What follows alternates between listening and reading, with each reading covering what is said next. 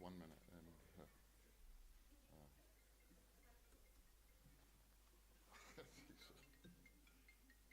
no.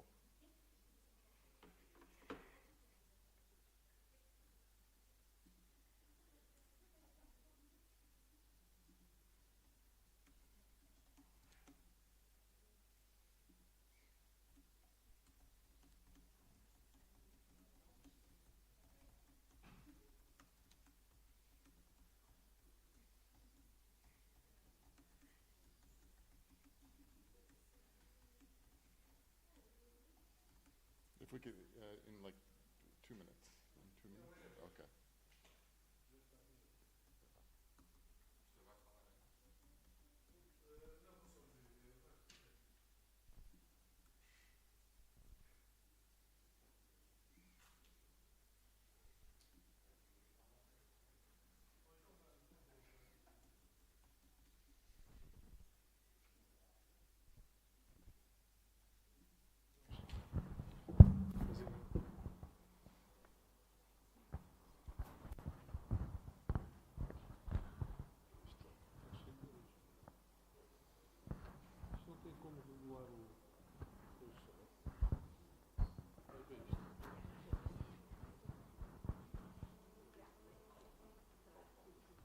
Eu faço assim.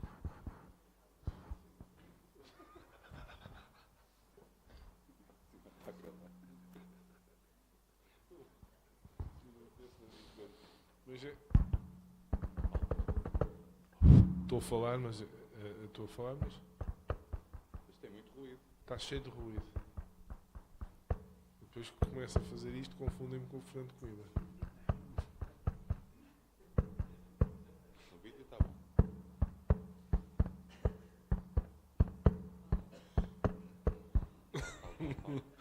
Eu falo, mas eu não queria música, eu não queria percussão.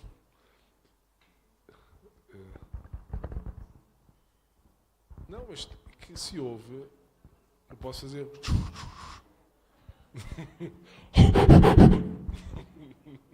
Mas não era essa a ideia.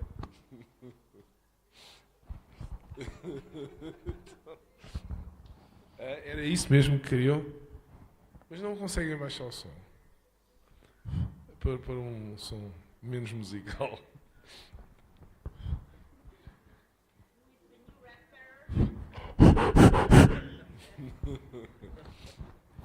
So, Stephen, are you ready? No, and you in 1 second, me in 1 hour. No, but while Stephen is organizing this beginning of this session, I will, in any case, introduce him and say a couple of things. As you know, yesterday we had the first poetry, and not only poetry, workshop of bridges, and this morning, the whole morning is dedicated to bridges. In a sense, all the Apheleia this year is around one of the core aims of bridges, which is community-based practices. And it is about sustainability and how communities adapt and eventually transform their ways of behavior. Stephen is a leading member of an international organization called Humanities-Driven. And we met a couple of years ago in the context first of a program of UNESCO funded by the Japanese government called Broadening the Concept of Sustainability Science. This was a program in which CIPS, the Council for Philosophy and Human Sciences, was invited to join, and then some other colleagues from humanities were also invited. Stephen was one of them. The outcome of that project led to a declaration on sustainability science that for the first time became a document within the sphere of UNESCO and United Nations that recognized the relevance of humanities. This ended in 2017. It was approved by the General Conference of UNESCO in 2017.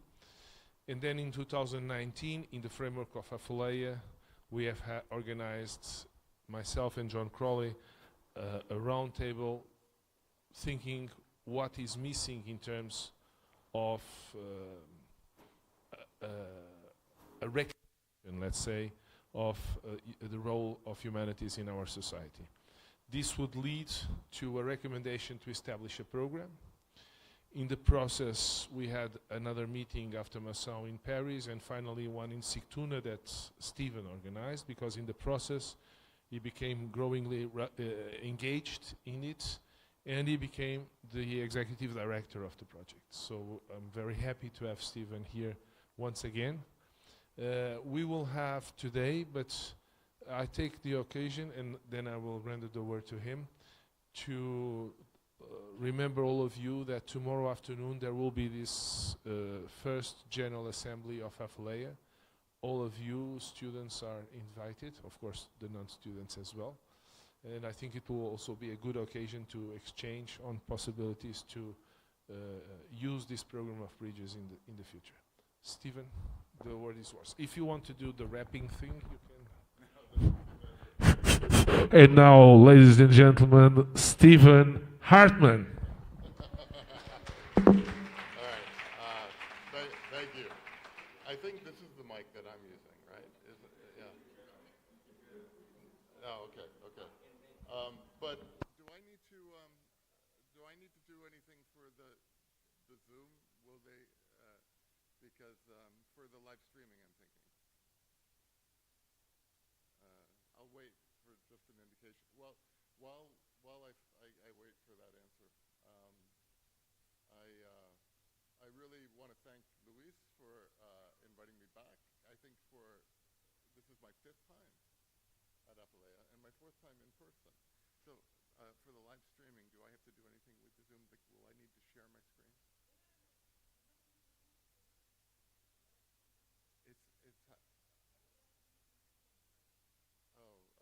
I don't, but I don't know who not for this session. Okay. All right, I'll do that.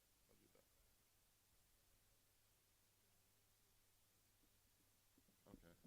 Is that better? You can hear me in the speakers. Okay. All right, I'll just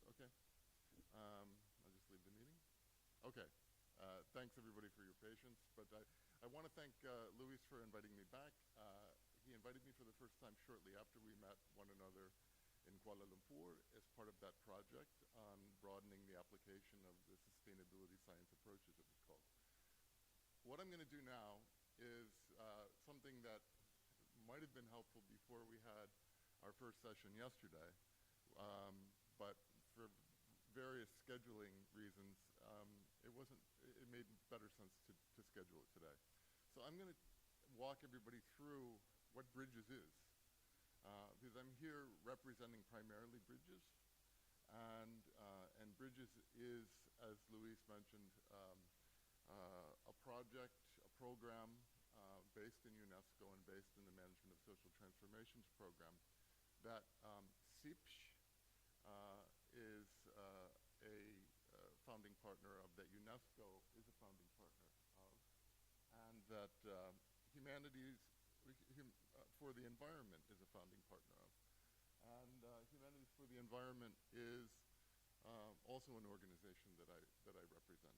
But also, importantly, the very first workshop that we had that at the beginning of a 2-year establishment process that we had began here at Apheleia in 2019. And that, again, in the context of those partners, we just mentioned the broadening the application of the sustainability science approach. It was actually first the Nordic Network for Interdisciplinary Environmental Studies that I was invited to Malaysia to represent in that project. And that project resulted after a series of workshops in Paris and Kuala Lumpur.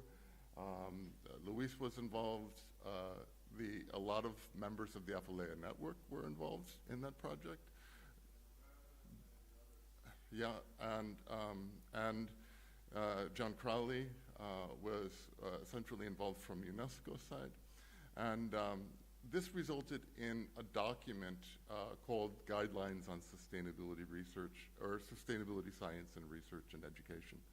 Now, as Luis mentioned, what was significant about this document, among other things, was that it highlighted the importance of the humanities being part of sustainability science and not simply in a translational way.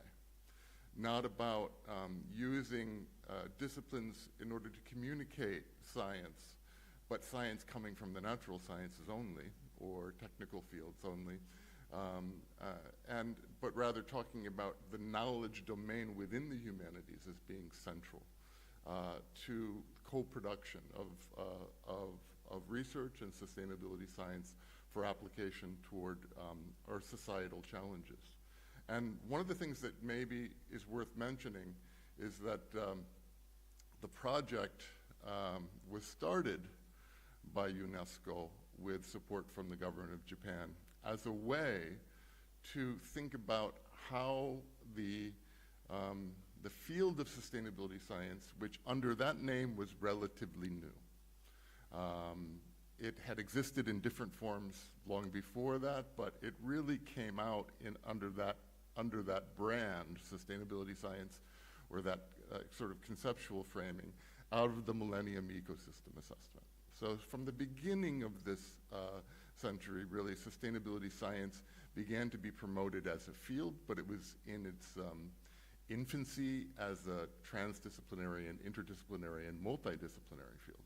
So what UNESCO wanted to do was find ways of taking stock, looking back over the previous 15 years at how the field of sustainability science had developed, and number two, what it needed to do in order to better support member states in meeting their obligations according to the Paris Agreement, according to Agenda 2030 and the Sustainable Development Goals, which were then in the process really of being formalized. And this was fall of 2015 when this project started. So 3 years later, this document was presented, and it highlighted a number of things. It highlighted that there was not only one methodological approach to sustainability science. It depended upon strong disciplines, disciplinary strengths, but it also depended upon multidisciplinary, interdisciplinary, and I would say increasingly transdisciplinary production of knowledge.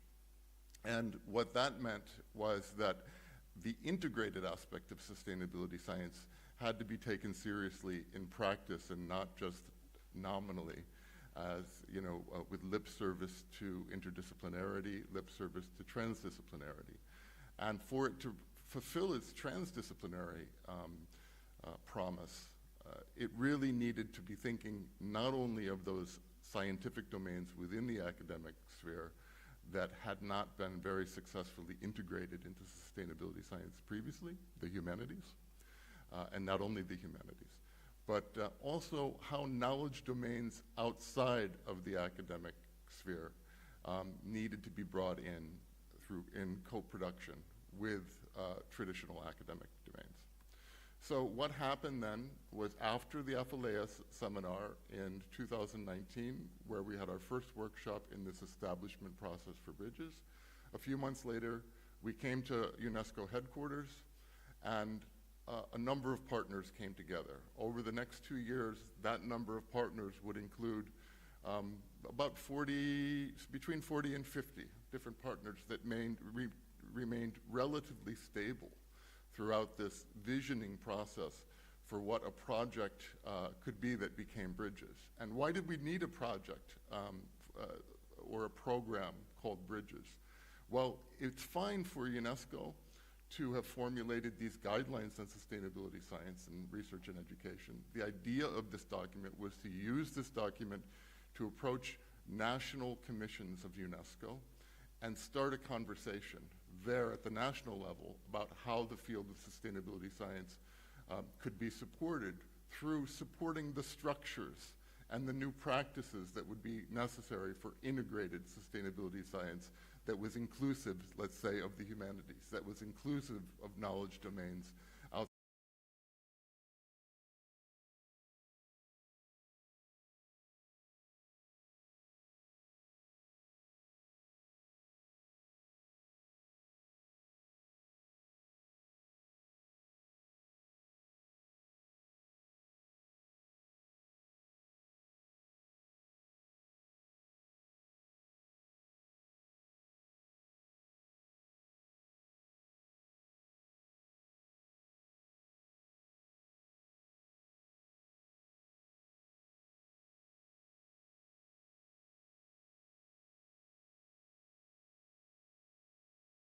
interlocutor and promotes work between the Kogi, territorial actors, academic stakeholders in the production of new forms of collaboration that can span traditional and indigenous knowledge and, let's say, formal knowledge within the university system.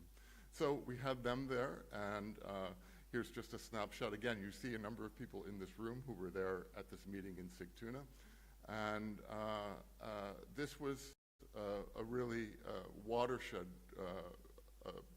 workshop, I would say, the third of four. We actually had a fourth workshop, which was online in 2020 because the pandemic had started then. And that was sponsored by Cappadocia University in Turkey and facilitated by them. The role of Humanities for the Environment came in more strongly. My role had been representing really the Circumpolar Observatory of Humanities for the Environment, which is based at the Stephenson Arctic Institute in Iceland. But Humanities for the Environment is a broader network. And that network has 8 observatories around the world, and it was decided then as an international organization that the entire Humanities for the Environment network would come in as one of the founding partners together with UNESCO and CIPSH. And here you see some of the stakeholders who were involved in that process that I mentioned, the 40 to 50. This isn't all of their icons, but maybe about half of them. And I think everybody on here have remained as inaugural partners, charter members, or is maybe a better way of putting it, of Bridges as it was formalized a year later in 2021. Here's also, and this is, don't try to read this even, but this is just to give you a sense of the full partners there. There's about 45 of them listed here, or member institutions and organizations. What we did in 2021, again, I think with strong shepherding of John Crowley from UNESCO, who was then responsible for the Secretariat of the Management of Social Transformations program at UNESCO, was we took all of the findings and all of the writings and the discussions from these 4 establishment workshops of Bridges, and we consolidated them together first in the early part of 2020 in a proposal to establish Bridges as the Sustainability Science Coalition of UNESCO's MOST program, Management of Social Transformations. And we had to take that through a 2-stage process. So we formulated the idea. We talked about what we would be bringing to the table that would be new, why it was needed, and how it would support the mission of the Management of Social Transformations program.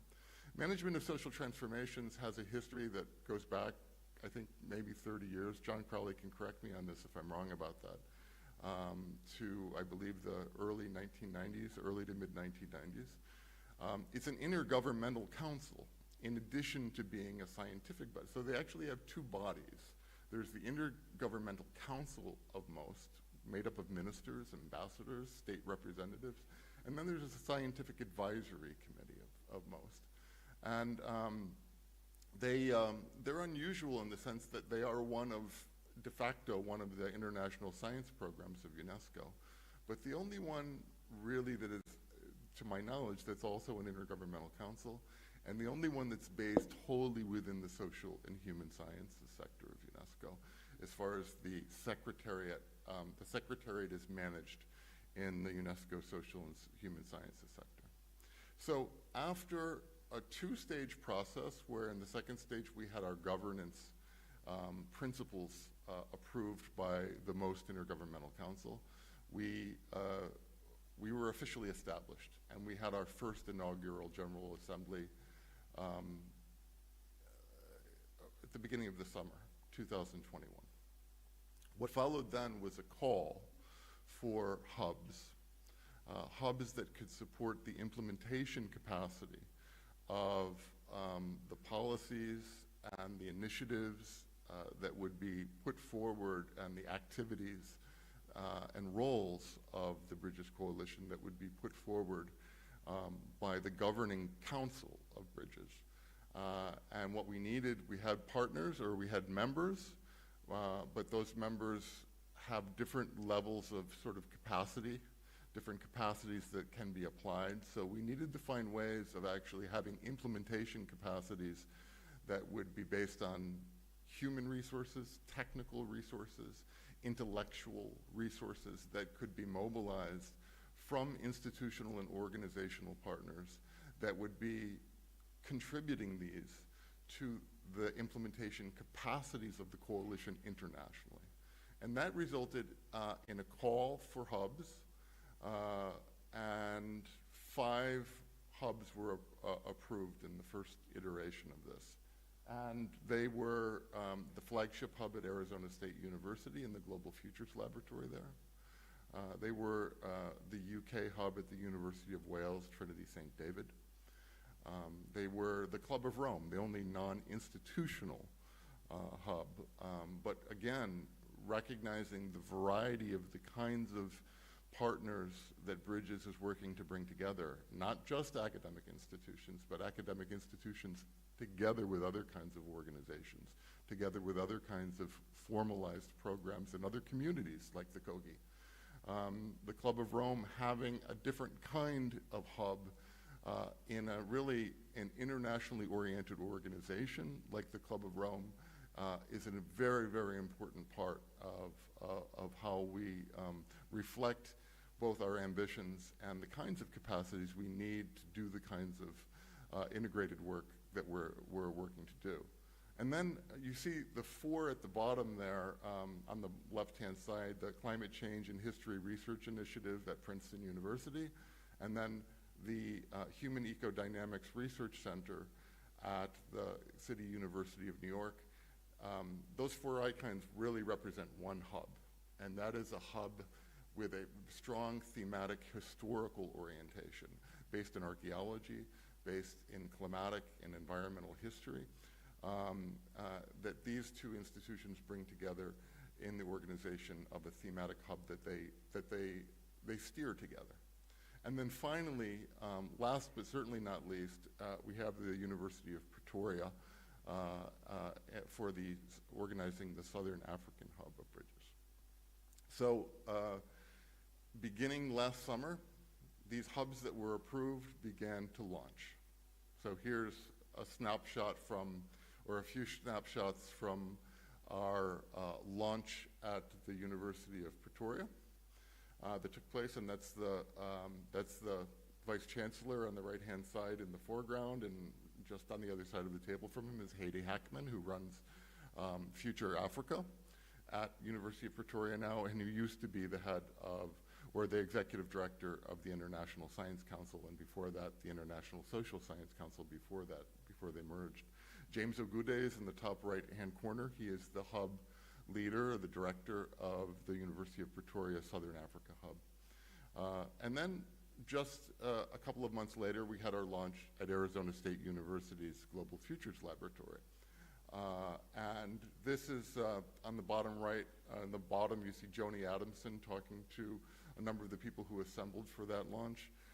We ran this launch over 3 days of workshops and activities to bring together ideas and begin to mobilize a vision for how the hub could be both anchored strongly at Arizona State University and have effects locally on the institutional context there, but also importantly, the main purpose of the flagship hub is to support the international dimensions and implementation of Bridges programs and activities.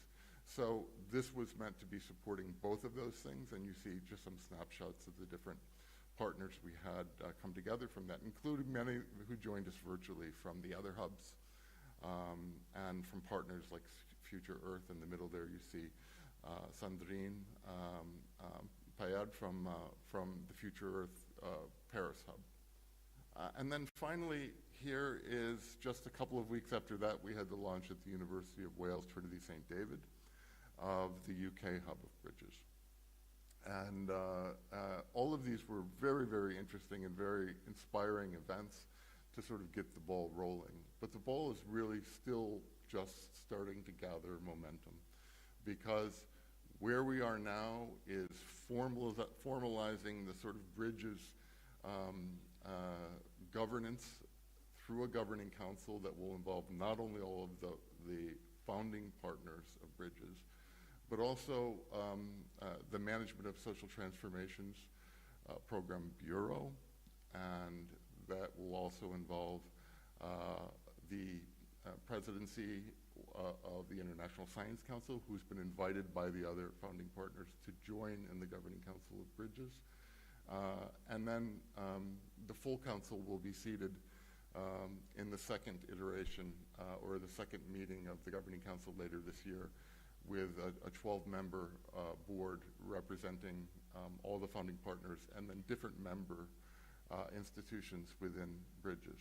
Now, what I want to do is give you some sense of how we're working to build the capacity other than just having sort of ceremonial launches. And one of the ways that we're doing that is by partaking in high-level initiatives. The first one we took part in that wasn't one of our own organized, but where we were intellectual partners, was in the Earth Leagues and the Global Futures Laboratory of ASU's important meeting that took place during Climate Week in New York this year, the UN Climate Week, and which was really looking at identifying the important must-haves and must-do targets that take coming to terms with the environmental challenges and the socio-environmental challenges globally facing the Earth in light of the difficulties that have been, on one hand, flagged up by the planetary boundaries dialogue, but also addressing the limitations of the planetary boundaries dialogue in terms of the univocality of that conversation in its first iteration. It raised all sorts of issue about universalism, universalizing human communities, as if, and even the very idea of the Anthropocene, which has come under very heavy critique for being too universalist, when it represents, in fact, many, many different human realities and human societal realities that different communities in different parts of the world are responsible for, on one hand, to varying degrees, and that can respond to in different ways because we do not have a universal human condition across the planet. Then we also, together, again, I don't know what that is.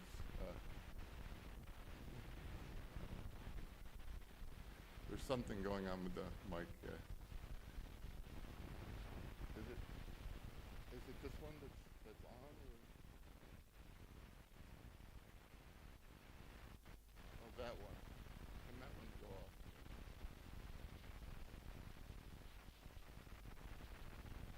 What's that?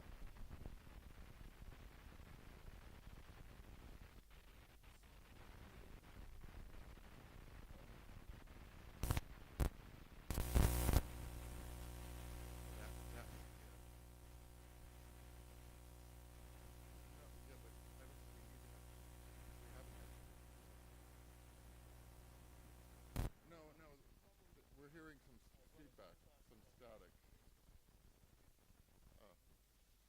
Okay, yeah. Maybe now this mic, is this mic working? It is, okay. All right, thanks. So Bridges and CIPSH and UNESCO and the Club of Rome came together in tandem with the first, COP27 and Sharm el-Sheikh, Egypt this year,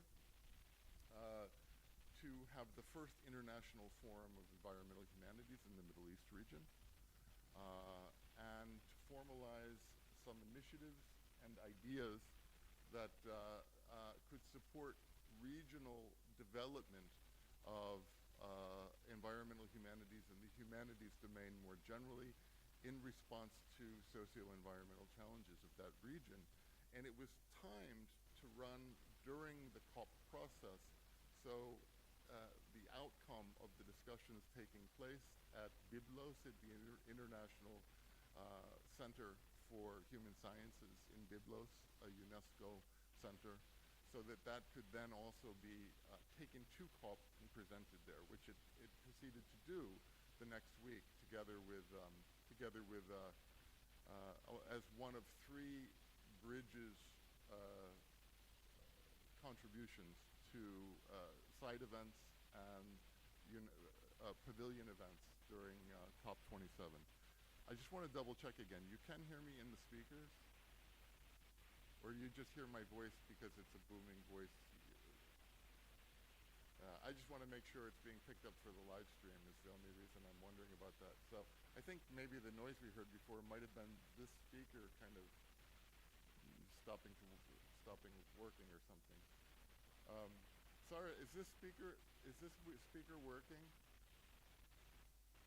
for the live stream? Do you know? Hello? Okay, it is working. Okay. I can speak closer, but then I have to bend down like this at an unnatural level. So anyway, in COP27 this year, what was it really important about bridges being there is that we had, I think really for the first time, a strong humanities engagement at one of the COPs. Humanities led, fulfilling the ambitions and the vision of bridges and all of the founding partners to centralize the humanities within the discourse and within the discussions of sustainability science. And we were able to present a range of different projects as part of some side events and pavilion sessions that were taking place at the COP. So 3 of these were the first, and I'm hoping I'll have time to show this to you at the end of this presentation. Something that came out of Março, the participation of Antonio Loro, the deputy mayor or vice mayor of Março municipality, as well as the president, I believe, of the regional landowners association, I believe. And so out of the session we had here in Apheleia last year, we worked together on providing a really interesting example of the case of how this community in Março has responded to, with a vision and a planning vision and an implementation of an approach to deal with the crisis of wildfires and how that can be mitigated in an area, in a region that has frankly been plagued by wildfires. And this was part of a Future Earth organized session on wildfires that Bridges partnered with Future Earth. Another one that we did, we partnered in one of the, in a side event with the Julianne Wrigley Global Futures Laboratory, focusing on how different marginalized communities could be better represented, not only in knowledge production, but in action, in mobilizing our ability to sort of take the wisdom of different communities and the action potential of different communities and apply them to real-world challenges to improve the situation on the ground in a range of ways. And so the focus generally was on the Pacific and on youth and gender and indigenous communities in the Pacific, but we came as a complement to that with some case studies. Again, one that came indirectly out of our collaboration with the Fulgo project, with Inés Camara, who you heard from 2 days ago and you'll be hearing from later this morning in the roundtable session that we have, and the People and Planet project, which is led by IMVF here in Portugal, a European project. We also focused on the Turn It Around project, which is one that came out of the education sector within ASU, and how youth within school contexts are being mobilized to actually have some agency, some really important agency in taking an active role in addressing the challenges facing the generation of current youth. And then we had a project from Alaska, which I'd like to at least maybe be able to show you what it is and share a link with you a little bit later on. And then, and that comes out of, that's tied in with a project now indirectly, but it comes into the capacities that we're mobilizing in Greenland with the project, which was one of the first Bridges endorsed projects. 4 projects were endorsed by Bridges as part of a pilot scheme to identify what kind of innovative approaches to community-based, community-driven co-production with the academic sphere are taking place already that we can show and say, this is happening, this is a model we need to look at more closely for how we're organizing community academic co-production and humanities-driven co-production around the world.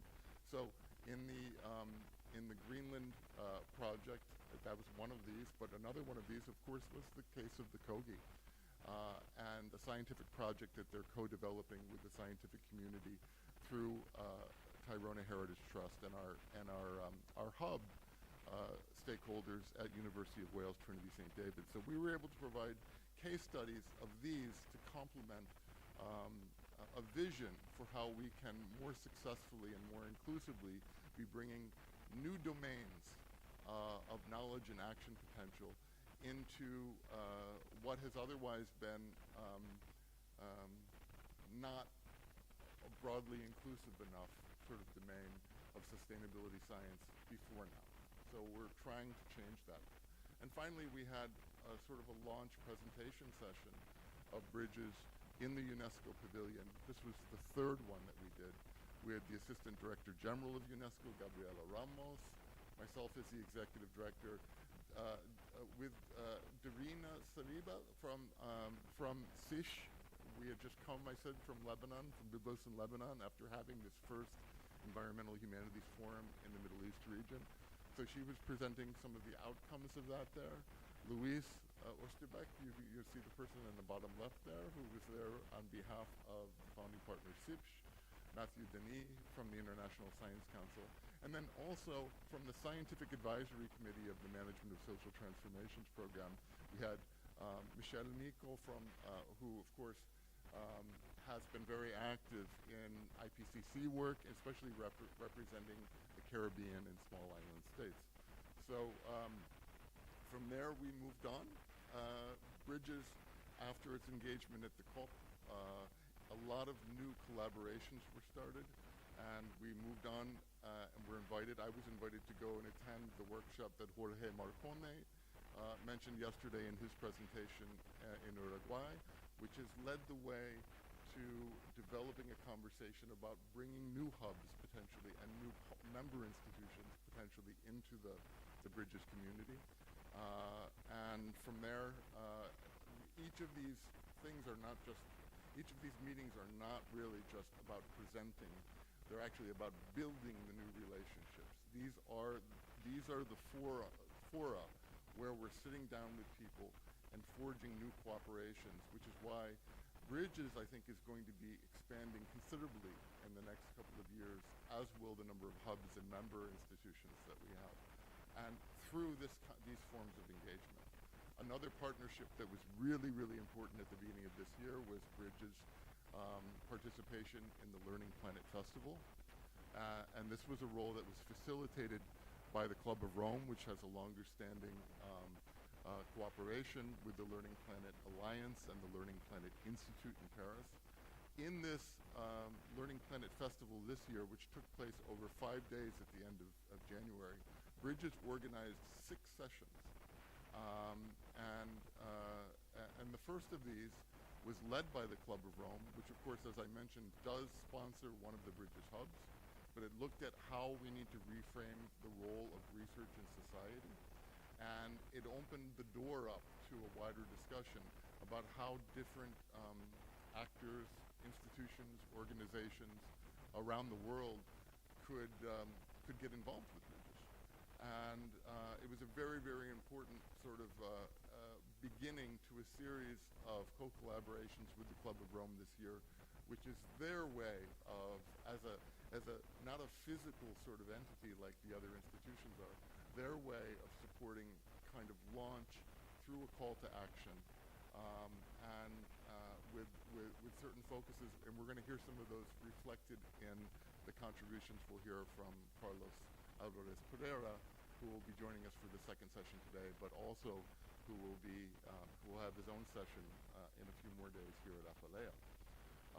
We also had, together with the Learning Planet, or rather the People and Planet project that we had presented during COP27, and together, one of the things that happened at COP27, by the way, was in the UNESCO Pavilion event, I met the author of a UNESCO report on knowledge for youth-led climate action in the Arab region, who was there to hear about bridges and who told us about the project that she had just completed for UNESCO, which was being published during the COP, I think. And this was also a nice complement to the established European Youth and Climate Change project led by People and Planet and our partners at IMVF. And then finally, the Turn It Around project, the learning dimension of sort of youth climate action that was sort of at the center of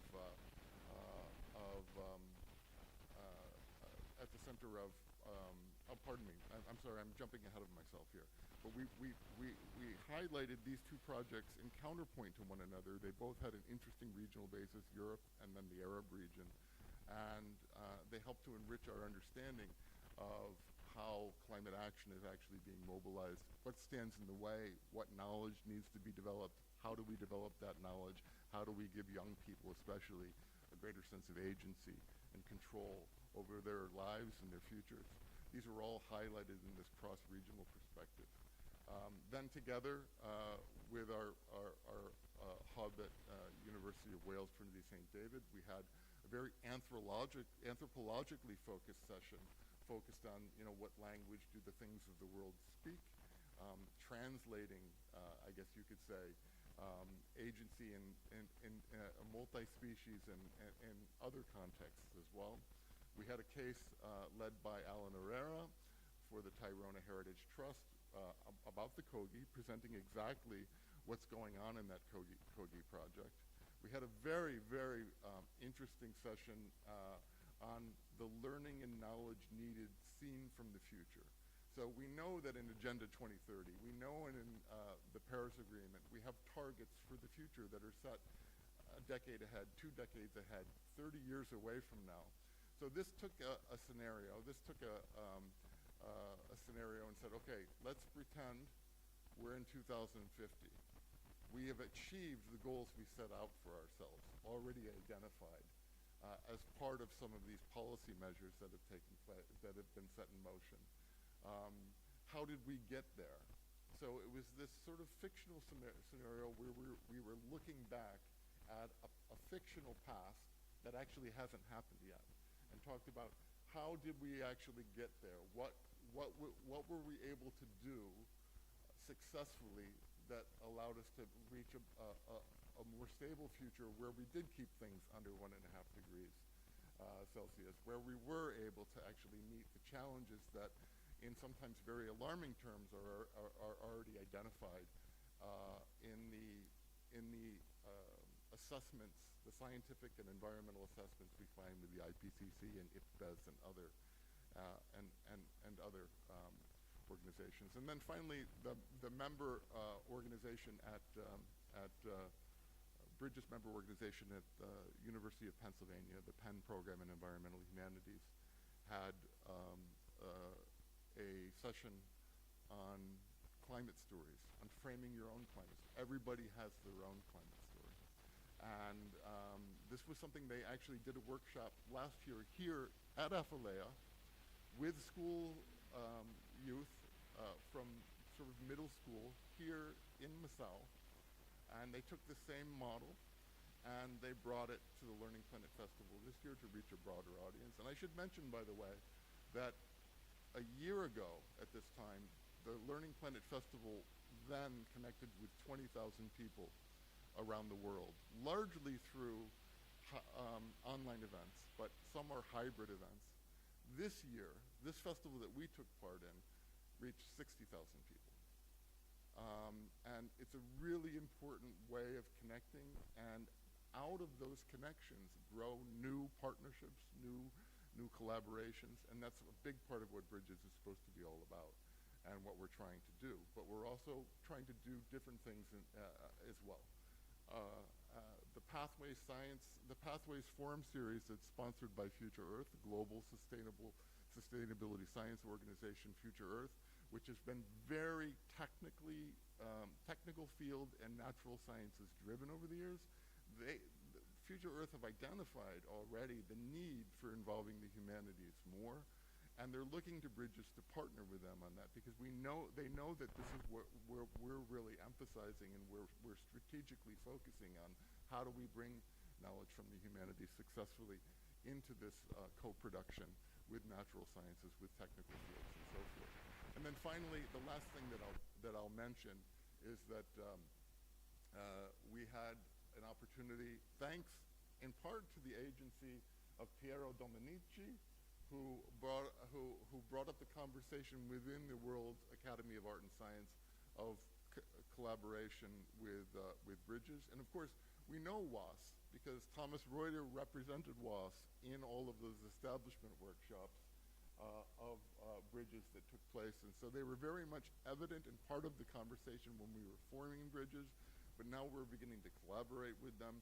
They remain a member institution of Bridges, but now we're formalizing collaboration in new ways, and most recently, just a month ago, or at the beginning of this month, in the 6th International Conference on Future Education that WAS organizes this year, looking at education for human security, where we actually had a couple of different sessions that we collaborated with WAS on, and with our other partners, some of which come out of the events were variations on some of the events that we've done earlier this year at the COP and at the Learning Planet Festival.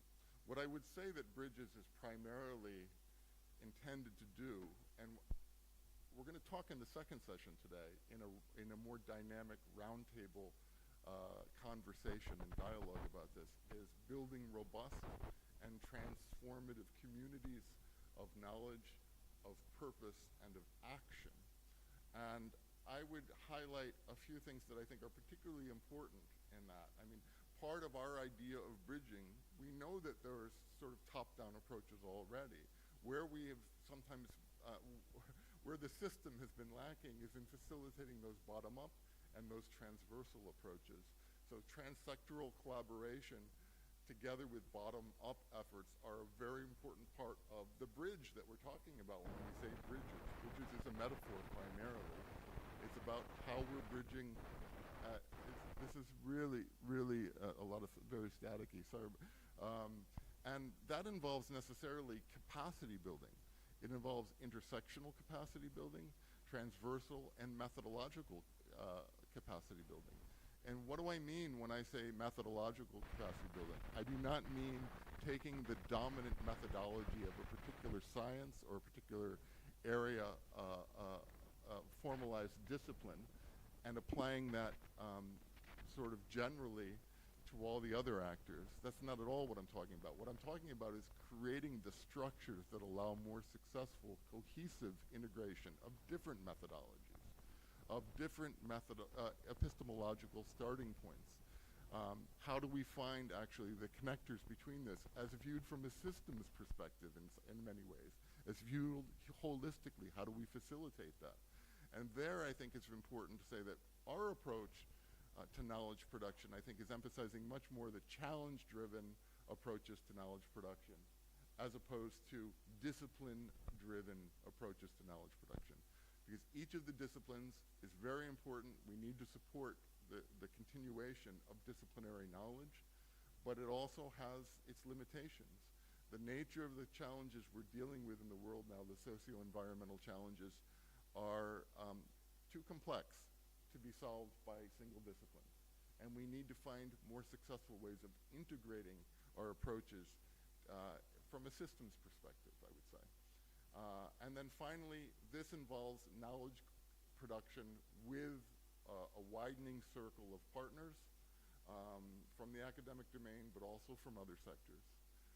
Be it indigenous knowledge communities, be it certain sectors like fisheries, fishing communities, the agricultural sector, the arts and culture, this sector, education, both viewed in higher education, but also in schools, in secondary and primary school education, in informal education, in knowledge institutions and memory institutions. How do we work with these institutions as well as even other more informal ways of actually taking learning and knowledge forward and building on these structures. So we want to contribute to that conversation, and I think that we can do that, and I think the new methodologies that we're working to build can help to facilitate that. So we need to see, among other things, a lot of these actors, especially the humanities, more fully represented in the science policy interface.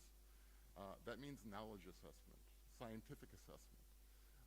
That means, seeing proper representation of the knowledge community that is contained within, let's say, the humanities in things like the IPCC, in IPBES, and in other forms of formalized knowledge assessment, and often big intergovernmental sort of organs that have been in that are doing really, really important work, but that have blind spots right now because we have not found successful ways of integrating the humanities. And that may have to do with our metrics. That may have to do with qualitative and contextual knowledge versus the kinds of more forms of quantitative knowledge assessment that are that don't always fit the tradition of knowledge production coming out of the humanities, out of philosophical and historical disciplines, aesthetic disciplines.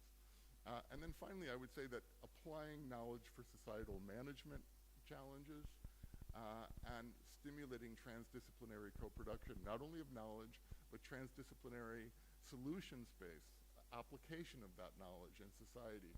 These are important parts of what Bridges is interested in promoting through our various efforts through advocacy efforts and outreach, but also building new cooperations with new kinds of partners. So that's Bridges in a nutshell. And I'm going to end there so that we have enough time for at least some conversation before the end of this session, before we take our coffee break. So thanks for listening.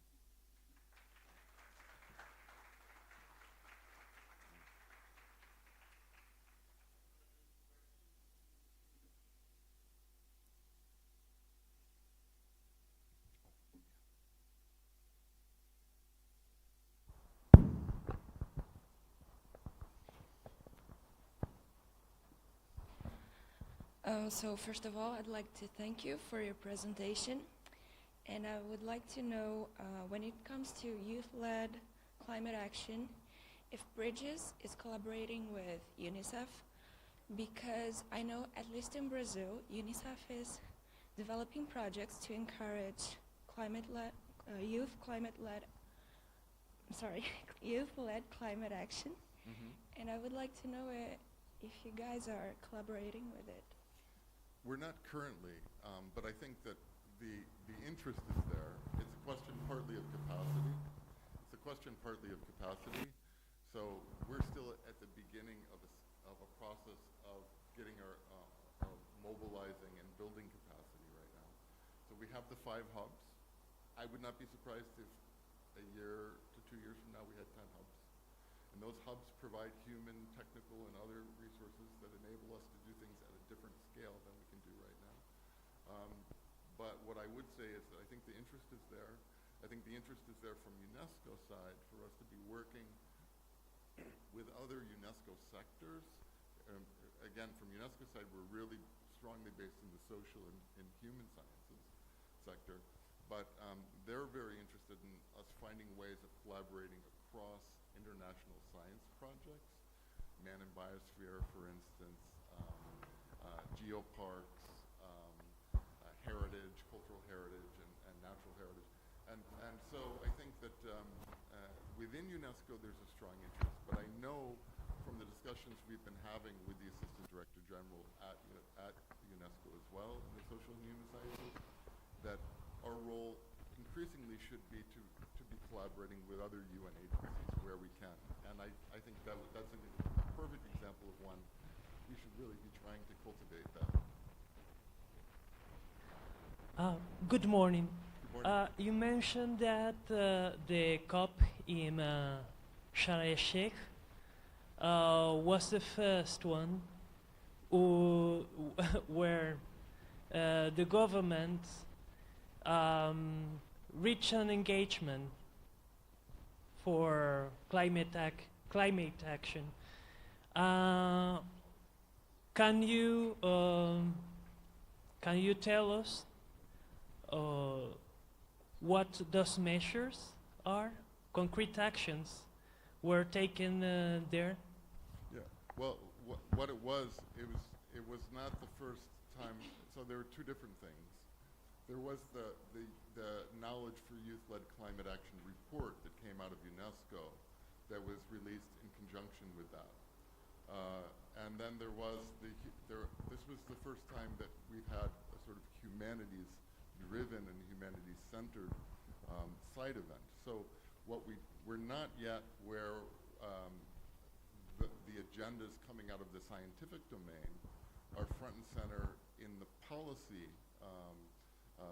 and in the sort of policy discussions taking place at the political end of things. But it's part of that process to become part of the conversation in civil society, in the scientific domain, the scientific part and civil society part of COP. And there is where I think we had some important firsts this year. So I would defer for the initiatives in the Arab region. I would defer either to my colleague Dorina, Dr. Dorina at SISH, on the initiatives that they've been taking, and she's not here at this session right now. I did send an invitation. We'll see whether she's able to show up at one of our other sessions. She might be able to speak to you more specifically. That's beyond my immediate knowledge, what I can say is happening in the region, the Arab-led region. But there are, I think, important initiatives that they have taken in Lebanon. Go ahead. I have another question. Regarding the COGI, what have you learned from them? And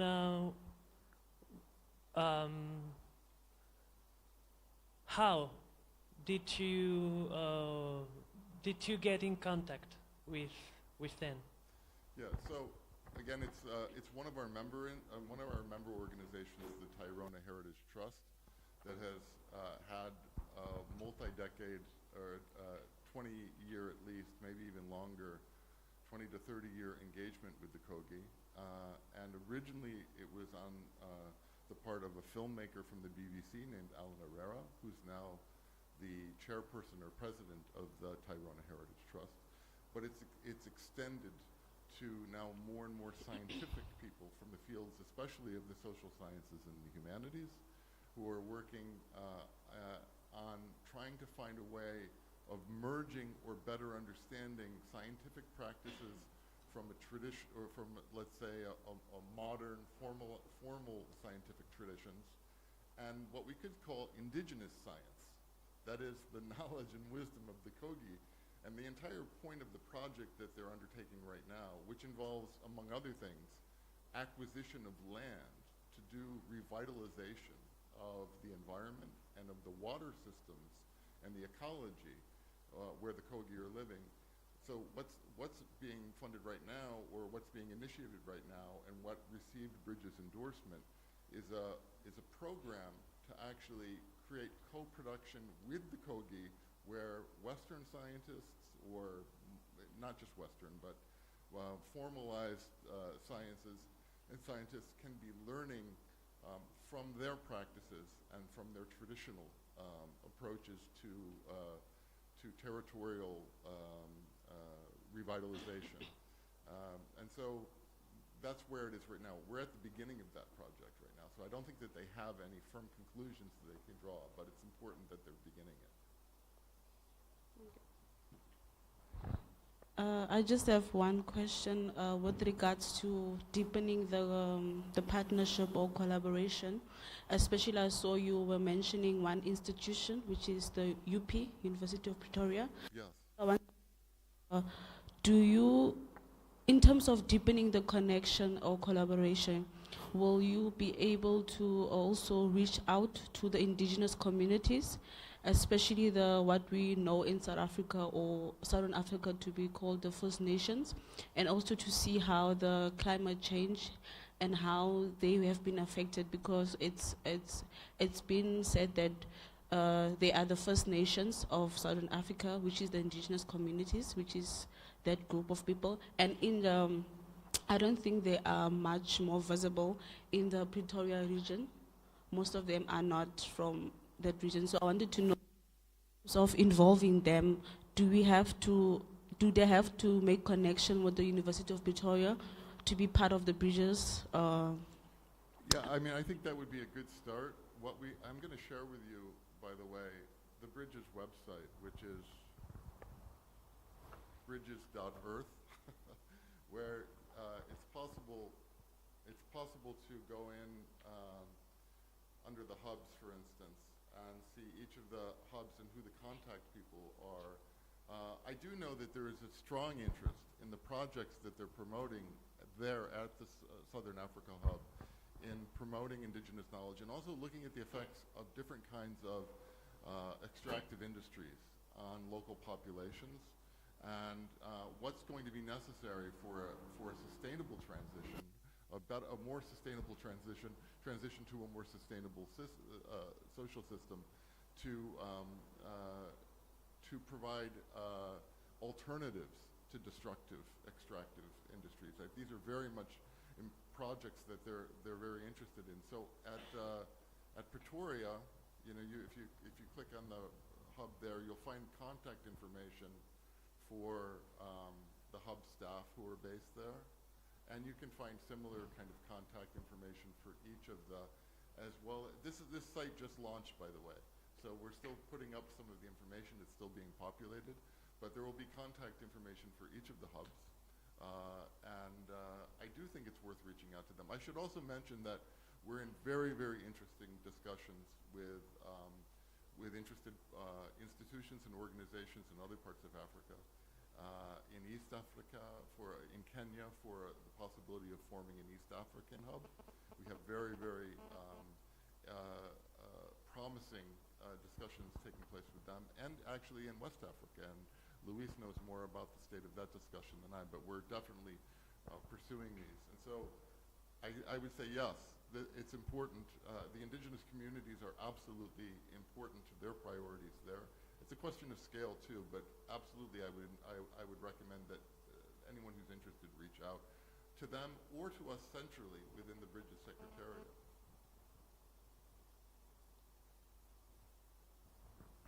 Any other questions?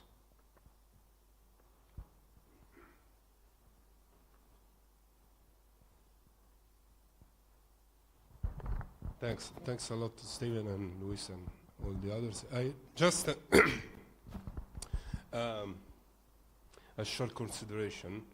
I think that international project and networks as Apheleia, UNESCO Bridge, and all the other international networks have a very fundamental function in this moment, because I think that it is not a case that this kind of strategic transformation are comprehended and metabolized outside of our beloved educational institution. That at the moment, I know, I am aware that generalization are always mistake, but at the moment, a lot of our educational and training institutions are projected and as a closed system, closed to the transdisciplinary approach, closed to the dialogue with the environment, and it's not a case that we can try to not only follow, but to also to adapt it to this kind of deep transformation out of the education. So it's very, very important also for the discourse of civil society, of the engagement of civil society. Yes. Yeah, I fully agree, Piero, and thanks for that contribution.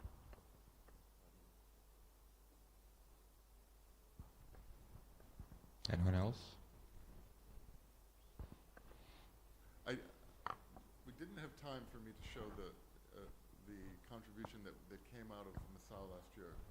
I'm hoping that there will be time in the next session to do that. So I'm going to see if I can do. It's not that long, but I think it's worthwhile to see in different ways how we're highlighting specific new collaborations that actually come right out of this context, come right out of Apheleia, come right out of Masao, bringing people together in conversation that otherwise maybe wouldn't normally encounter one another, and seeing how, based on that, we can begin to sort of mobilize new possibilities, new capacities. And so I'm going to very much try. Maybe I'll even start off the second session with a short viewing of that, and we can take the conversation from there.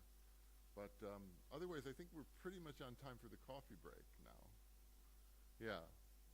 And so if there aren't any other questions, let's all go get some coffee. Thank you. There were a couple of students that had noticed some issues with the program, so please come here to talk to me, those who mentioned that, okay?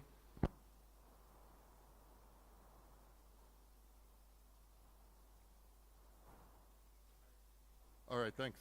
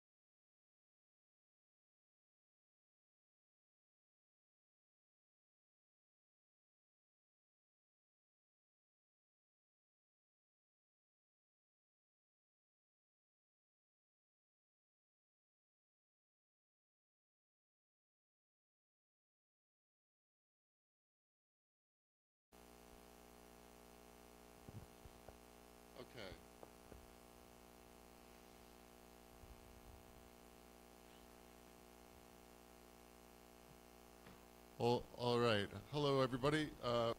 In this next session now, a few minutes behind schedule, but you get used to that. What I'd like to say is that this is meant to be more of an exploratory roundtable discussion.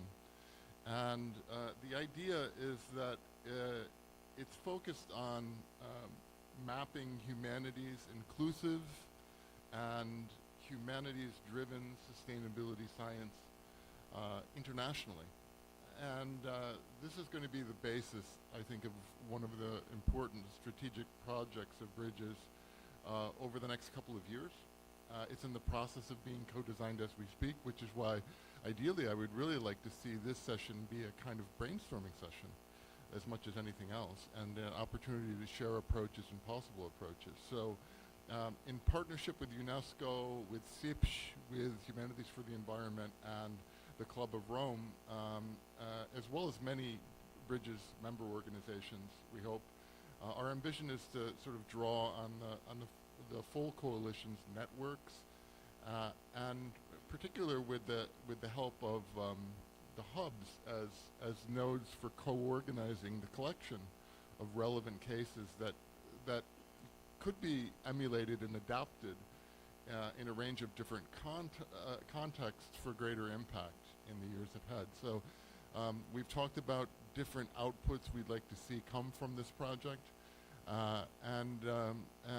This is an ongoing conversation, but we're working on finding the means, including looking for funding opportunities that may help us to realize this project and to implement the project as fully as we would like to. And we already have some ideas about the venues, the fora, and the forms of dissemination that we think could be good for this kind of project. And we can talk a little bit maybe more about that as the session goes on. Now, I'm going to begin with what may seem a digression, but it's not.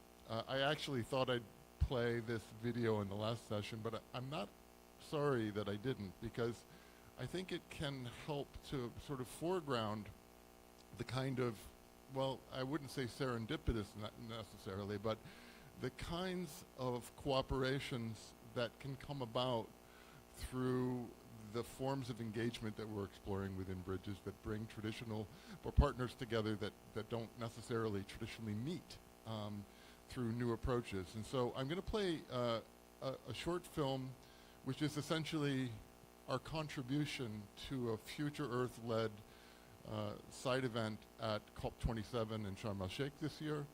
And it was the Bridges contribution to that. And it came out, actually, of our engagement here at Apheleia, here in Março. And it came about as a sort of triangulation of Bridges with Apheleia, with the municipality of Março, and the project that co-organized together with Apheleia the meeting a year ago, which was the Folgo project. And a little bit more is mentioned about Folgo in the video, so I'm not going to say too much about that now. But I'm going to share this video now for about 10 minutes, and then we'll have that in the back of our head, and I'll call up some of the people who will be here in the room with me, and then I'll also try to introduce the other people who are joining us online for our hybrid roundtable discussion. So first of all, let's watch this film. Bear with me? Okay. Here goes.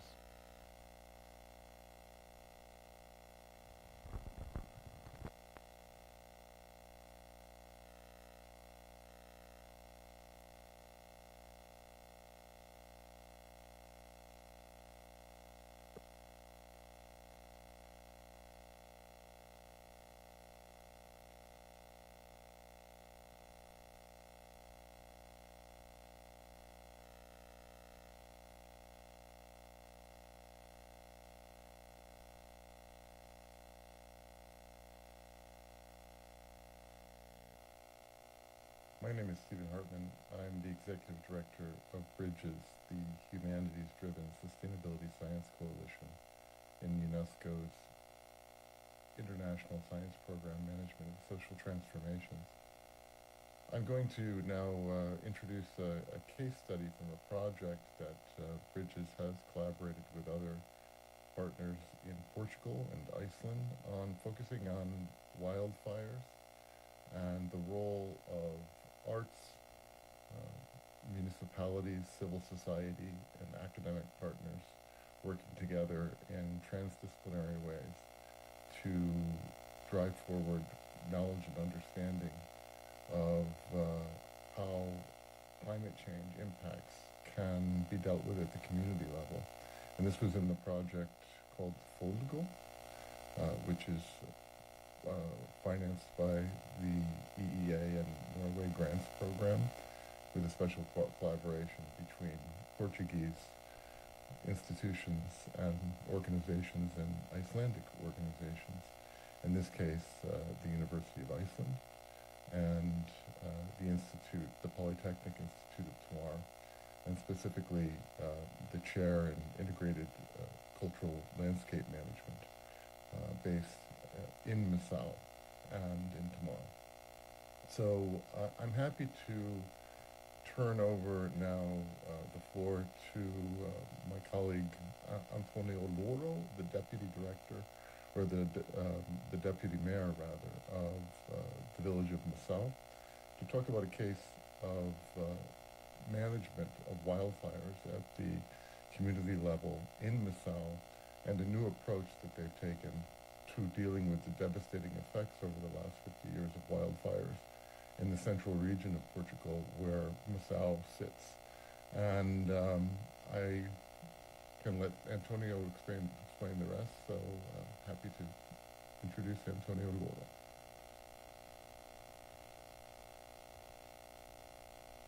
I will do the voiceover because our subtitles are not working with the technology we're working. The solution to wildfires in vulnerable territories, not better firefighting methods, but better social ecological planning. Missau is a territory in central Portugal.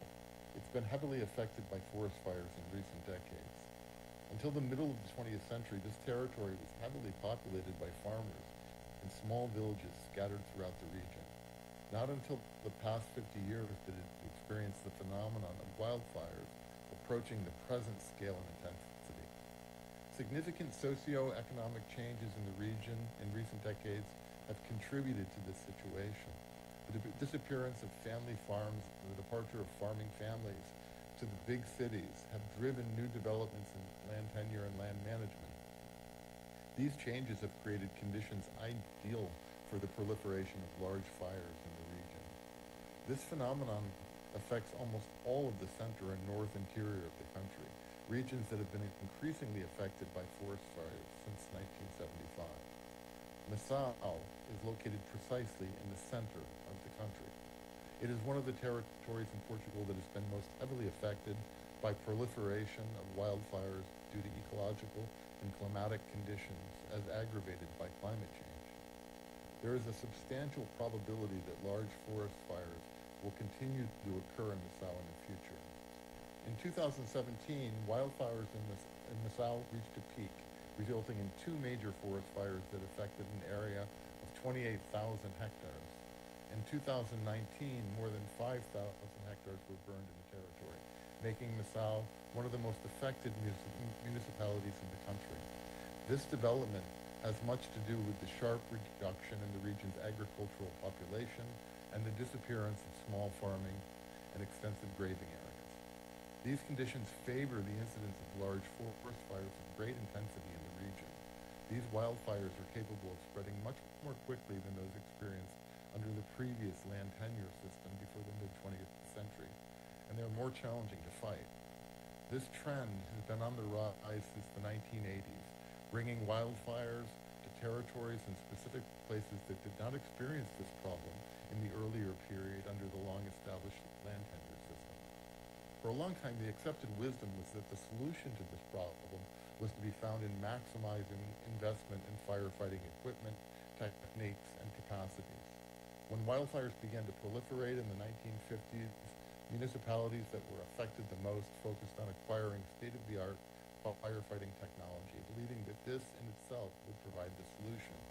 We now understand, however, that fighting forest fires does not in itself provide the solution. This change in received wisdom stems from our understanding that the very unsustainability of the landscape under the new land tenure system of the past 50 to 70 years has contributed materially to a worsening of the fires, their scope, frequency, and intensity. The landscape of Portugal's central region is not natural. It has resulted from the human cultivation and management of these territories over many millennia. As populations have declined with more and more farming families relocating to the cities, the network of tiny properties on which they traditionally farmed were no longer suited to the modern era. Abandonment became the only possible management strategy.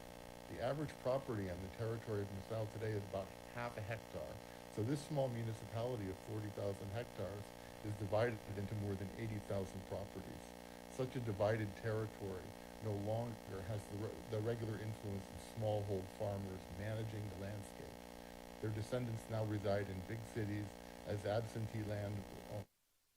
Under these conditions, the present trend towards greater wildfires is to be expected. The little ball that we saw a moment ago corresponds to the landowners of the territory of a small village in the municipality of Nassau.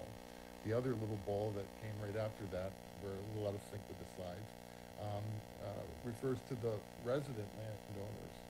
And the third ball that we saw represents the dispersion of landowners in the surrounding areas of this village. More than 75% of the landowners are already non-residents in this territory. In the past, their ancestors lived in the village and helped to create a balanced and sustainable territory in their daily lives and interactions. Grazing occupied large areas, as did olive groves, cereal crops, and horticulture, leaving only marginal and poorer agricultural land for forestry. As people moved away, the forest encroached on former pasturage and crop fields throughout the entire territory. The development led to large forested areas heavily laden with biomass, and these have become unsustainable in the current climate conditions.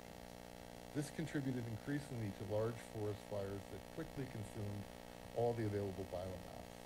But as a living territory, Nassau and its adjacent areas quickly recovered. We tried to augment the compartmentalized landscape by improving the roads and paths. We enhanced protection of the villages by cleaning the electricity lines, installing the water lines and fuel management strips along the roads. We have also made communities responsible for their self-protection, giving them equipment for this challenge. Still, all these adaptation measures were insufficient, and they remain so. In recent years, we have been making plans and plans and plans. However, plans in and of themselves do not solve the problem. In the meantime, development of integrated areas of landscape management has allowed us to operationalize changes in management practice and rebalance the landscape, making it more sustainable in environmental, economic, and social terms. This is the new approach we have adopted in the Nassau territory, knowing that the alternative, doing nothing but fighting the fires as they reappear with ever greater devastation, that this does nothing to halt the continuing cycle of wildfires. And so, with our landscape integration areas, we seek to implement a new landscape management tool. It is based on a business concept with company owners who now live in the city but continue to own rural land in a collectively organized way, using the land's added value and productive capacities to create wealth. To do this, we must create new land planning and management models and put the plans into practice, knowing that the risk of wildfire is imminent. We must do this on a municipal scale so that each constituent community is organized in its own company.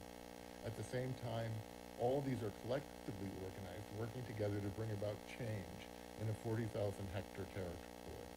This means making the community responsible by making the city-dwelling owners of rural land responsible for the creation and articulation of this new management tool. While respecting business criteria, this tool can put into practice balanced financial management capable of bringing about change in social terms.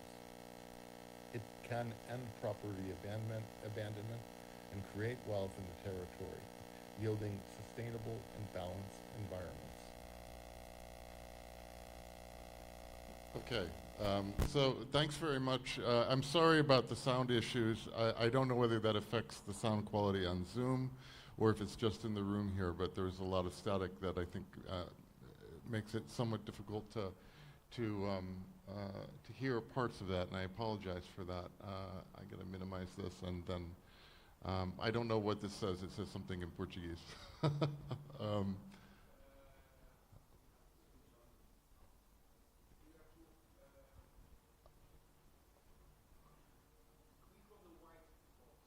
Click on the white box? Okay.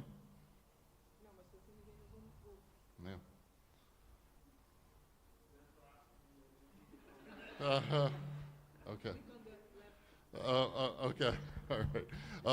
I'd like to invite now, Luis Osterbeck and John Crowley, who are in the room here with me, to join the rest of the assembled people, some of whom are joining us on Zoom, and these include Ines Camara, who together with Antonio and me helped prepare that particular presentation for COP27 that we just heard, and Lucy Atala from our UK hub, and Kate Rigby and Christoph Lang from MESH at University of Cologne. We're all going to be part of a sort of a general conversation that I'd like to start off by at least turning to Luis first and asking, with the example that we just had of landscape management practices, what's your vision of how, let's say, humanities-driven sustainability science both benefits and facilitates the kind of new collaborations that, say, in that case, resulted in not just our presentation, but the wider kind of effort that's being mobilized here in Março to deal with wildfires? Thank you, Stephen. When you have watched the video with the presentation by Antonio Loro, I think it really shows how the human sciences intervene. Sciences are used in our life not as a sort of statement that every time you go to an hospital people will shout and say, look how important physics and chemistry is for you, right? Likewise, here you don't have any declaration on how important it is to do historical or anthropological research. However, the project of Março could not be done if it was not based first on an assessment of the evolution of man and environment relations through time, an understanding of the accumulated experience of this interaction, combined with the knowledge, of course, of the evolution of the ecosystem in general. But there is a work behind, there are many things behind the project of Março about fires and landscape management, but the backbone is actually a discourse that this team led by Antonio Loro kept on doing for a number of years, saying to Lisbon, saying to the government, please don't try to manage the land, the country, as if what happened in the past was not relevant, because the uses of the land in the past were made in a successful way, because many attempts failed. Maybe it's not a good idea to try to repeat the failures of the past. Maybe we can learn something from the past. It doesn't mean that the techniques today. So this is a first dimension. There is, of course, a dimension of understanding the interests and the feelings of the population in cultural terms, so what they are available to do. It's not simply a technical thing. And here, not so much, but here, for example, we know that the population of Março is very diverse. There are people, more mountain kind people. There are people who are basically fishermen, and their relations to the landscape and the performance they can do in their own economic activities varies. If you go to a territory and you push people to doing things that they never did and they are not so keen on doing, you push them actually to really change completely their cultural framework, that probably one of the things they might do is simply go away, which is actually one of the components of depopulation, of the so-called low-density territories. If I can no longer be a farmer, if I can no longer do whatever I used to do, I'd better go to Lisbon, to a big city, where I will do anyway something I never did, but I have a wider range of choices. The work in Março has a very strong anthropological component as well. And then there is this narratives dimension, the storytelling. And again, this has been done. None of these levels is totally professional, in the sense some are. Of course, the historical research is, the archaeological research is, the anthropological in some domains is, the literary, not at all. But it exists, it's there. There are publications, there are initiatives from the local library, for example, with encounters of poetry and so on. And this forms the coherence of what happens in Março. I'm going to shut my mouth because you know I talk a lot, but I'm going just briefly to say something about Brazil. Because a few years ago we conducted a big project in Brazil, in the region. The Brazilians know Campos dos Goitacazes and the project of Açu Harbor, that Brazilians at least heard about. And I was coordinating with the Ingolor Schoenman that you will meet in a couple of days. A big project. This is a 1 million people area, and there were compensation measures, and one of the things that came to the brilliant minds of the Environmental Institute in Brazil was instead of keeping fishing, you can have a portion of land and you can do agriculture. And the fishermen couldn't understand. They would say, but we fish. And the people in the Institute of Environment could not understand because they were university people. For them, fishing and agriculture and whatever was basically the same thing. It's not what you do in cities. Also here in Portugal, we had once a minister of agriculture, a few governments ago, that had this great idea and it was an honest idea. We're going to encourage young people to go to the countryside and do agriculture again, so she created funding for that. She never thought that doing agriculture is not simply moving to the inland and start spreading seeds on the ground and things will grow by themselves.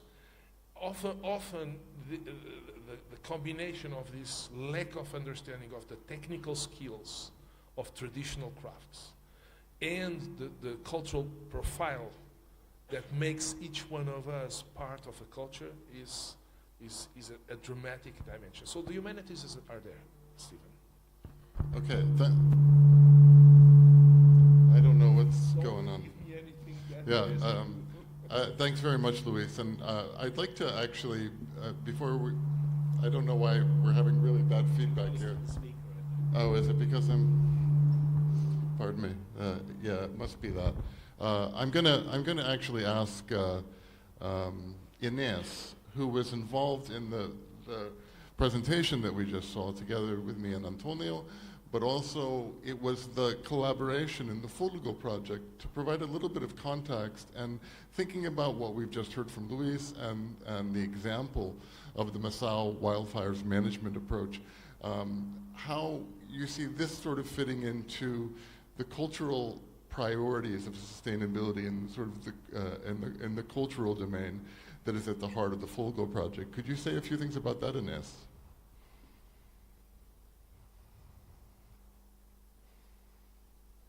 That we might have a lag.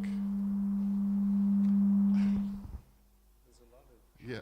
about sound problems. Are we? So I don't know. Can you hear? Can you hear? Okay. This is not working. Okay, sorry guys. I had to hear from the YouTube to understand the question. Oh, okay.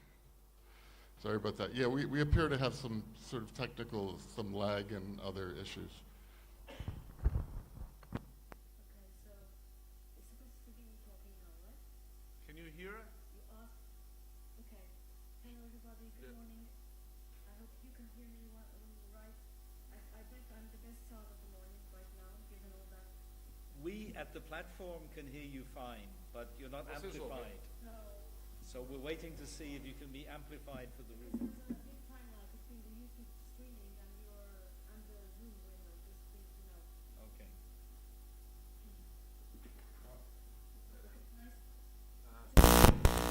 I don't know if everybody can hear me.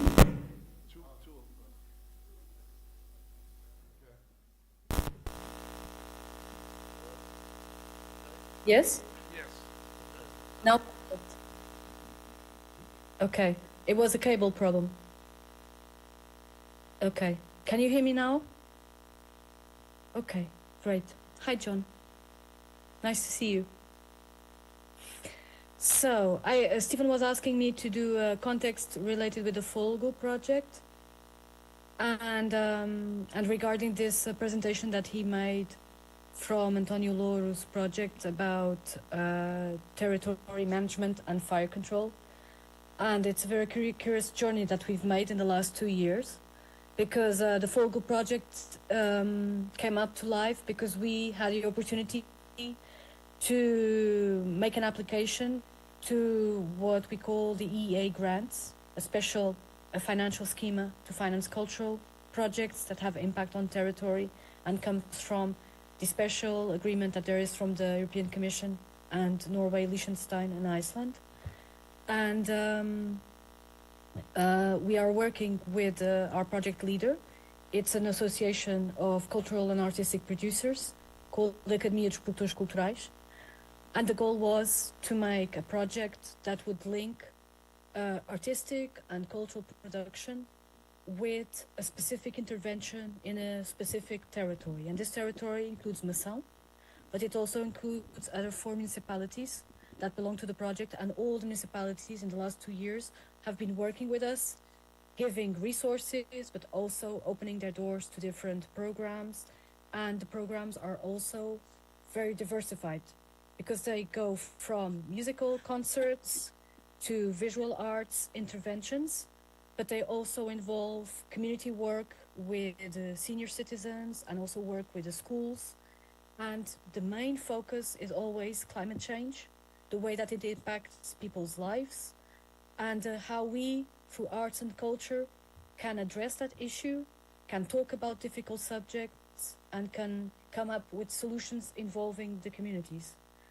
And that's been a very interesting process, because this specific region of Portugal has been living a yearly apocalypse with forest fires, with devastating effects, and the municipalities are very active in trying to devise political solutions or technical solutions with this problem.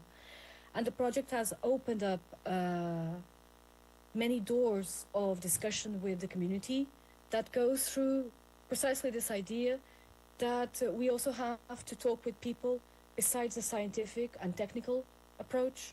We have to create these safe spaces to share feelings, to share the trauma in many cases, to share stories, and arts and culture provide that space for that kind of discussion. And the project has been about that, and about also creating new avenues of thought.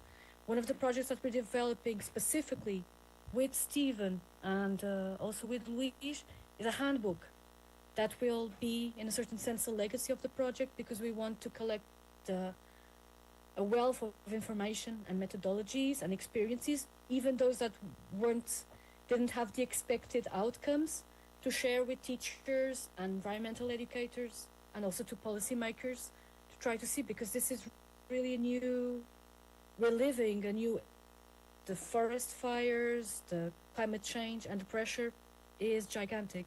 I think that was the context that you needed, Stephen. Thank you. Thanks very much, Ines. And I'm sorry about those sound problems before. Hopefully they're sorted enough now. I want to encourage our Zoom participants online to raise your hand online if you have anything at any point in this discussion you'd like to add and intervene on. I will also be turning to you for as well. And but what I'd like to do now is to hand the microphone over to John Crowley, formerly of UNESCO, who had a major shaping role in the establishment of Bridges as the Sustainability Science Coalition of the Management of Social Transformations Program, and ask him to reflect on some of these issues that we've been hearing about. And I think one of the takeaways I have from what Inés was just saying are the importance of the sort of fabric, the intergenerational fabric, and the connections between local knowledge, local history, education, and as helping to mobilize potential solutions and being sort of the glue that can bring together different knowledge resources into something that can actually be applied to solutions of challenges we're facing. So that was a mouthful of a framing question. Sorry, John, but I'll let you take it whichever way you deem fit. Thanks, Steve. Hi to all friends online. Great pleasure to be back here in Março. Thank you very much, Luis, for making that possible. The first thing I'd like to say, no, actually, I'll closer. Okay. Actually, three things I'd like to say. Something about the genesis of all of this, harking back to some UNESCO challenges, because I think they're interesting to keep in mind. Secondly, to really strongly echo some of the things Luis was saying, but in my own terms, with respect to the connection between technical systems and social conditions. And third, to try to answer your question. So I'll be quick on the first two and try to keep space for the specific question. Or rather, the conditions from which all of this emerged within UNESCO were conditions that had very much to do with a perception of gaps in UNESCO's own profile, institutionally, around the question of the humanities. And one of the conclusions I reached at the time, trying to drive this, obviously this is a shared story, so in the run-up to the World Humanities Conference, so this story really goes back all the way to about 2012, 2013, was that for a whole series of reasons that had to do with management choices and random accidents and perhaps political expectations, UNESCO had gradually over time in the sector of social and human sciences become almost exclusively a social science sector. The humanities had tended to drop out, not because UNESCO wasn't doing anything in the humanities, but because the humanities programs, of which there were several, were very segmented into specific issue areas. There was a philosophy program, but it was cut off from the rest of the programs. There was a program about the Silk Roads, which was all about history, heritage, memory, and transformations of a technological, cultural, and environmental nature, but cut off from everything else. There was a major program about the general history of Africa, but not connected to anything. So the challenge, which was a bureaucratic management challenge, but also a very interesting intellectual challenge, was first to try to break down the walls between the components of UNESCO's work in the humanities. Secondly, to see what gaps needed to be filled, and there were many. And third, to see how a rationale could be produced for the humanities to stand at an equal footing with the social sciences within UNESCO's profile. And ultimately, everything that became Bridges comes from that attempt 4 or 5 years prior to the work on sustainability science to answer those questions. And that brings me to the second thing I wanted to say. Why had the social sciences within the SHS portfolio gradually become dominant or hegemonic? Because of certain kinds of policy expectations. Because of the idea that if you want to change the world for the better, for instance, within the framework of the sustainable development goals, eradicating extreme poverty and hunger, achieving gender equality, improving water quality, reducing inequalities, making cities livable. You know, I won't go through the 169 targets, but you know many of them. In order to achieve that, you need actionable knowledge that can be used by policymakers to decide which policies are most likely to achieve those objectives. And the social sciences, in particular perhaps economics, have been very successful in positioning themselves as tools available for use by policymakers. The humanities haven't to the same extent. And there are two ways of responding to that challenge. One is to say, yeah, the social sciences are right. We need to provide tools ready-made for use by policymakers. That's the wrong answer. But it's a very tempting one. And sometimes issues of relevance and usefulness are defined precisely in those terms. If that's the wrong answer, what's the right answer? The right answer is to challenge the question. When the social sciences are genuinely useful, it is not as tools to respond to predefined policy agendas. And the humanities also should not be tools, but should be question framing and answer processes. In other words, it's a different understanding of how policy level questions relate to policy level answers that is ultimately at stake. And this was very clear in the presentation on fire, of course. There are many ways of framing fire as a problem. The classic technocratic way is to find some way of framing it as a problem to which policy solutions can be applied, as if the construction of the problem was not itself part of the policy configuration, including the stratigraphic accumulation of past policies, including past policy failures. In more general terms, what this means is that we really need to dispense radically, and both angrily and joyously. Angrily because it's messed up the world, and joyously because it opens the door to a new world which will be a much better one. Dispense with the technocratic mindset that regards problems like fire, but there are many others, as technical problems to be solved at a technical level, and then sold to a population that needs to adopt and accept them. Manufacturing consent, to borrow the title of a famous book, Noam Chomsky.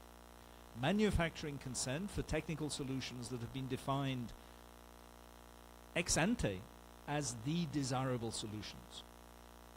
You will have noticed that in the program on Monday morning, I'll be talking about energy systems.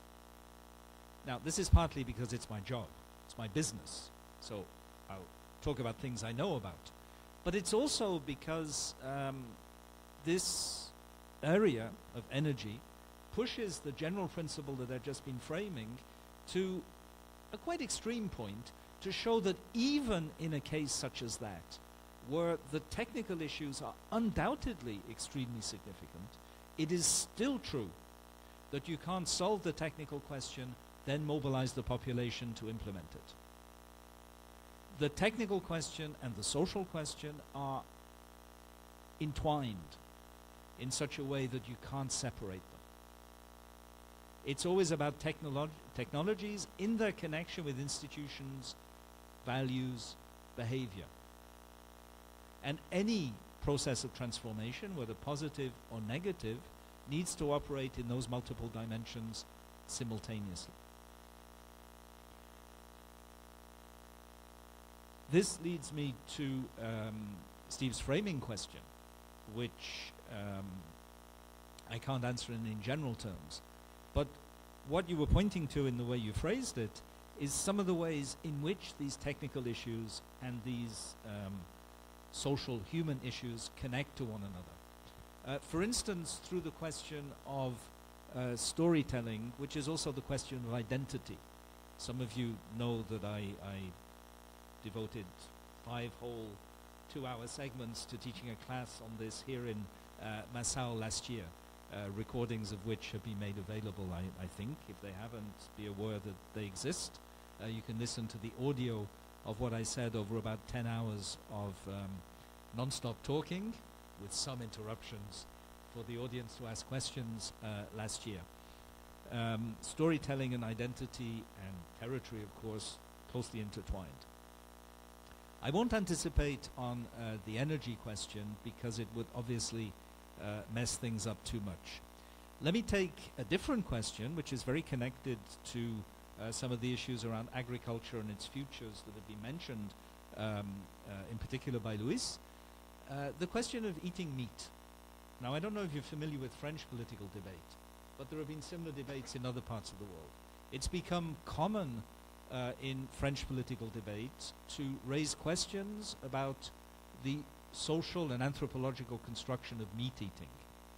And indeed, there was a recent polemic of the kind that the media love, where a French politician from an environmental party said on television that barbecues were profoundly gendered, which is true, as anyone who's ever participated in a barbecue-centered event knows, partly because men are obsessed by fire, but also for other reasons.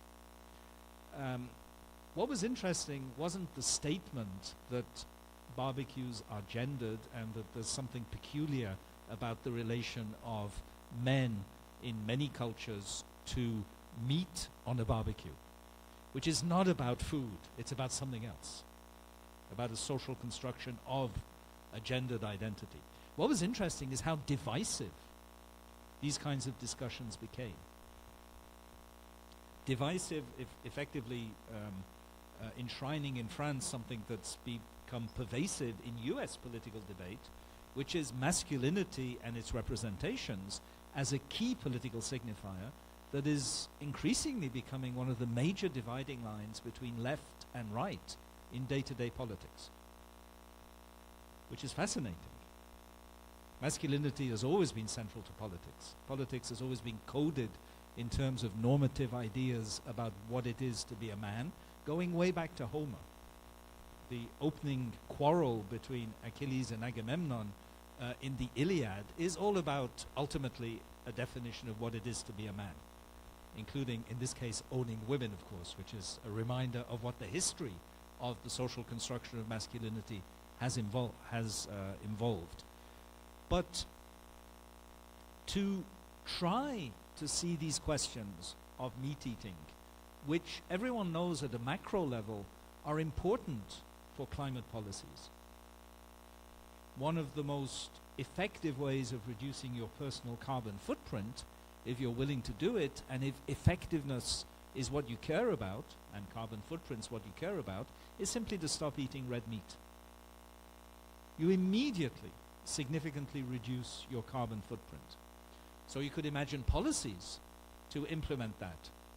If it's true at the macro level, and if the macro level is mediated through individual behavior, then let's create policies, maybe incentivizing, maybe prohibitive, maybe educational, maybe some combination of all of the above, to get people to eat less meat.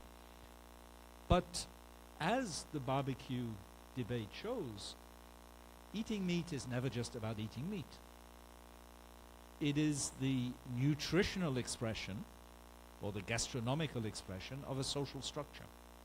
Just as solar panels and wind turbines and SUVs and cheap foreign holidays are all not simply technical expressions of a possibility offered by engineers and adopted through economics, but representative of an anthropological construction, which is mediated through stories and cinematographical representations and half-understood deep traditions in ways that make them very sticky.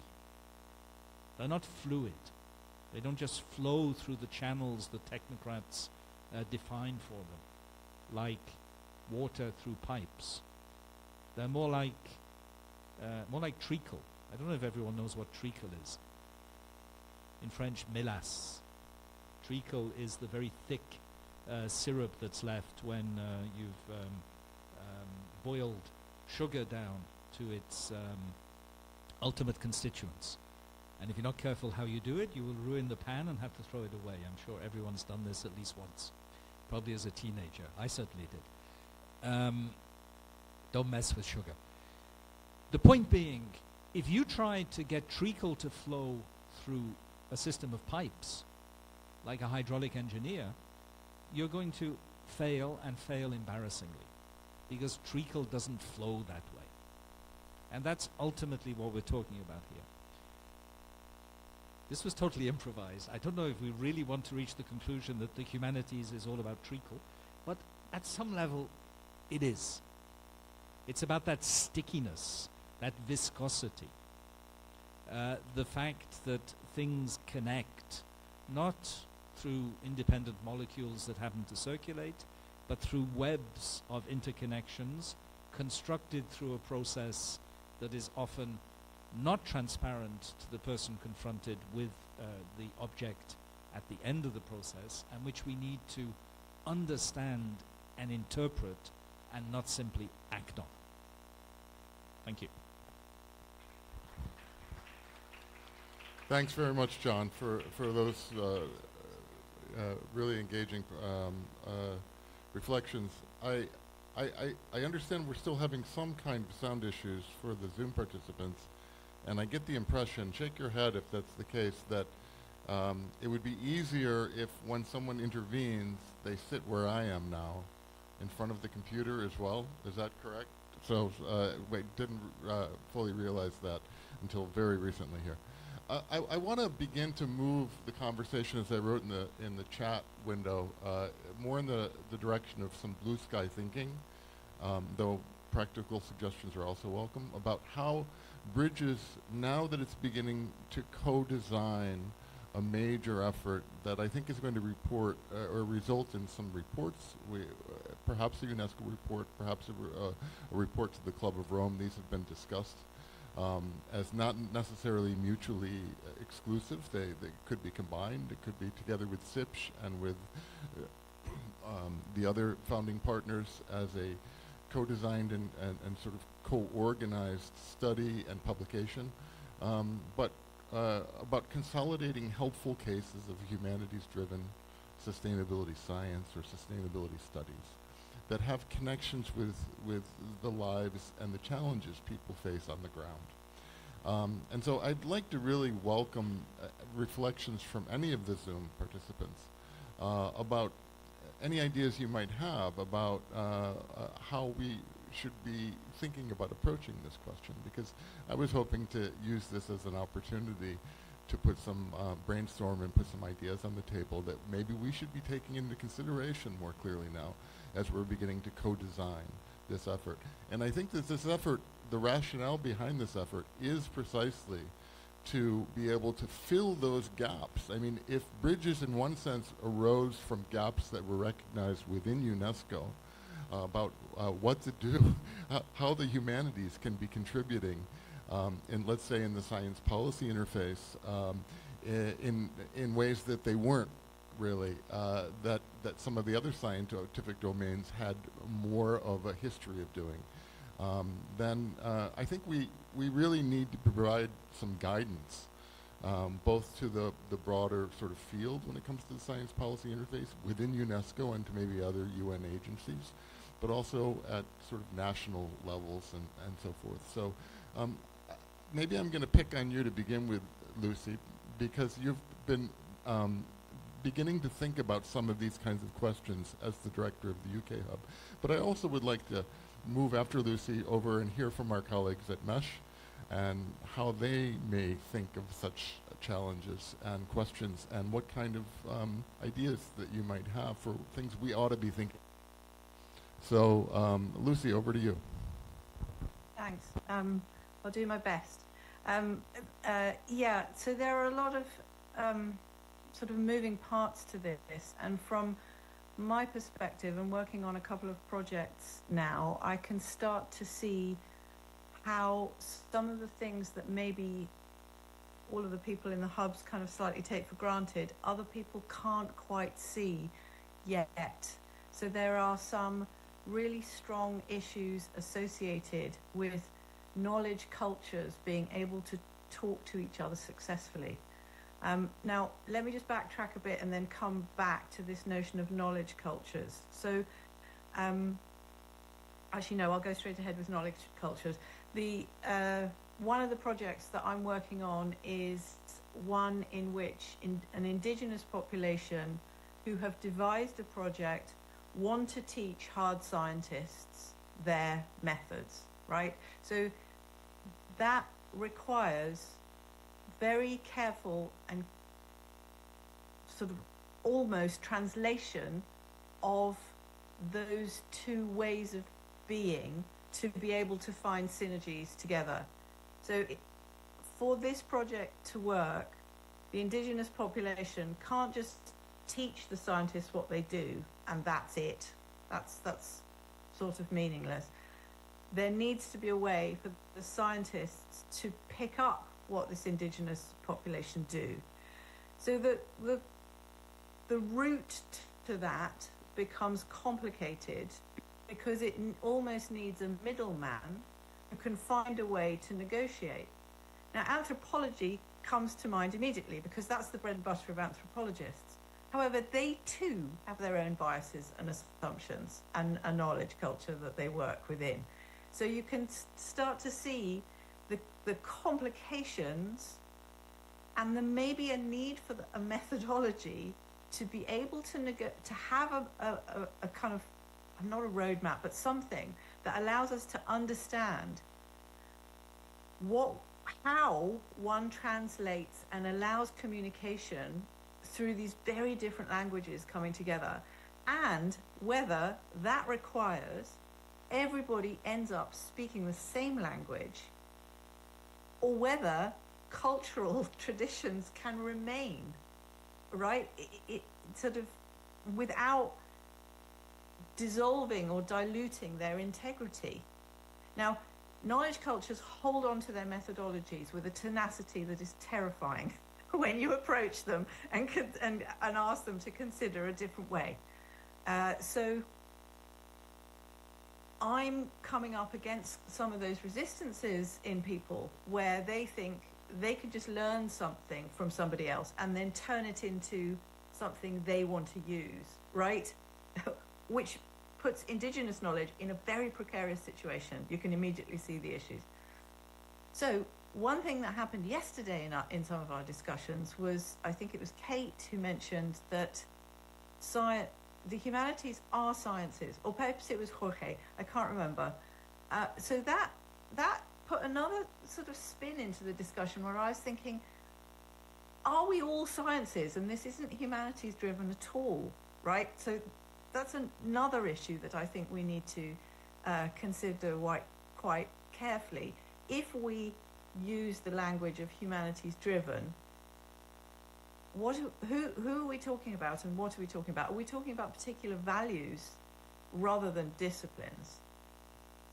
Maybe. Is that enough from me? That's quite a lot, isn't it? Have I caused problems? Hope so. No, not at all. And I want to give Kate an opportunity to jump in here, and then before we, but one thing that I can't help but thinking from is the added value that comes in knowledge production when you bring into conversation not only different stakeholders, but sort of maybe even different languages. And of course we have the languages of science as well. And I personally think that, you know, from the vantage point of someone who is also himself a literary translator, that there's a deep well of reflection on the cultural issues, on the epistemological and sort of other issues that come into play when one is trying to translate, let's say, a literary work into a new language and cultural context that makes it intelligible, that does both service to the original, but also works as a literary text in ways that can actually be generative in this new context. That I think I can imagine ways in which we could learn a lot from literary translators about how we are translating across scientific domains, and that's one role that the humanities, I think, clearly could play. Yeah, no, I'm sorry, Kate, I'm not going to let you talk yet. I so profusely apologize. But can I just speak to that really quickly? Because I agree with you fully. That makes sense on one level. But if you look at it at a slightly different level, if you put the Kogi together, so the indigenous population together with environmental scientists, and hope that they can find a way to work together. One's mind might think, well, a new product will come from the synergies or the collaborative kind of project together, that's something new. So the Kogi will retain their ways and the scientists will retain their ways, but something new will come, a new thing. But of course, that's not how these cultures think. They don't want a new thing. They want to retain their old thing and just pick up. Do you see what I mean? So there's a kind of complication there. Also, speaking to what John mentioned about, I think it was called product consent or something like that. Was that the phrase you used, John? I think so. Manufacturing consent. Yeah, manufacturing consent. In some ways, what we're asking people to do is to allow other people to be experts who haven't typically been experts. And from my experience, that's incredibly hard for the people who consider themselves the experts to do. Yeah, so, yeah, anyway, I really will stop talking now and give it over to you. Thanks. I really appreciate that follow-up intervention. And so I want to ask Kate maybe to jump in and please. Okay, thank you. Yeah, so first of all, I should just clarify that point about the humanities as a science in the German context. It's a quirk of language, but a bit more than that. It's also a sort of, I suppose, intellectual tradition, the way in which, you know, knowledges were institutionalized in Germany. It's just the fact that, that what we call the humanities in German is Geisteswissenschaften. Wissenschaft is science, and the humanities are the knowledge of the mind or the spirit.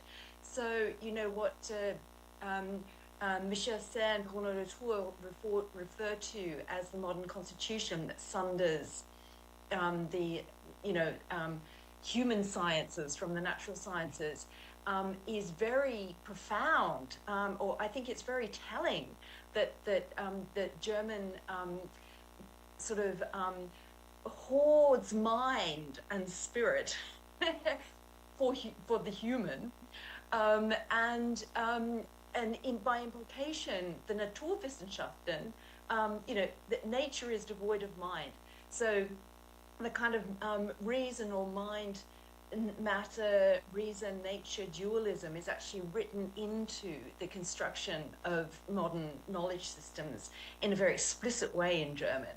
I find it fascinating and shocking. So this is simply the sense in which, you know, all pursuit of knowledge within academia is defined as Wissenschaft, science.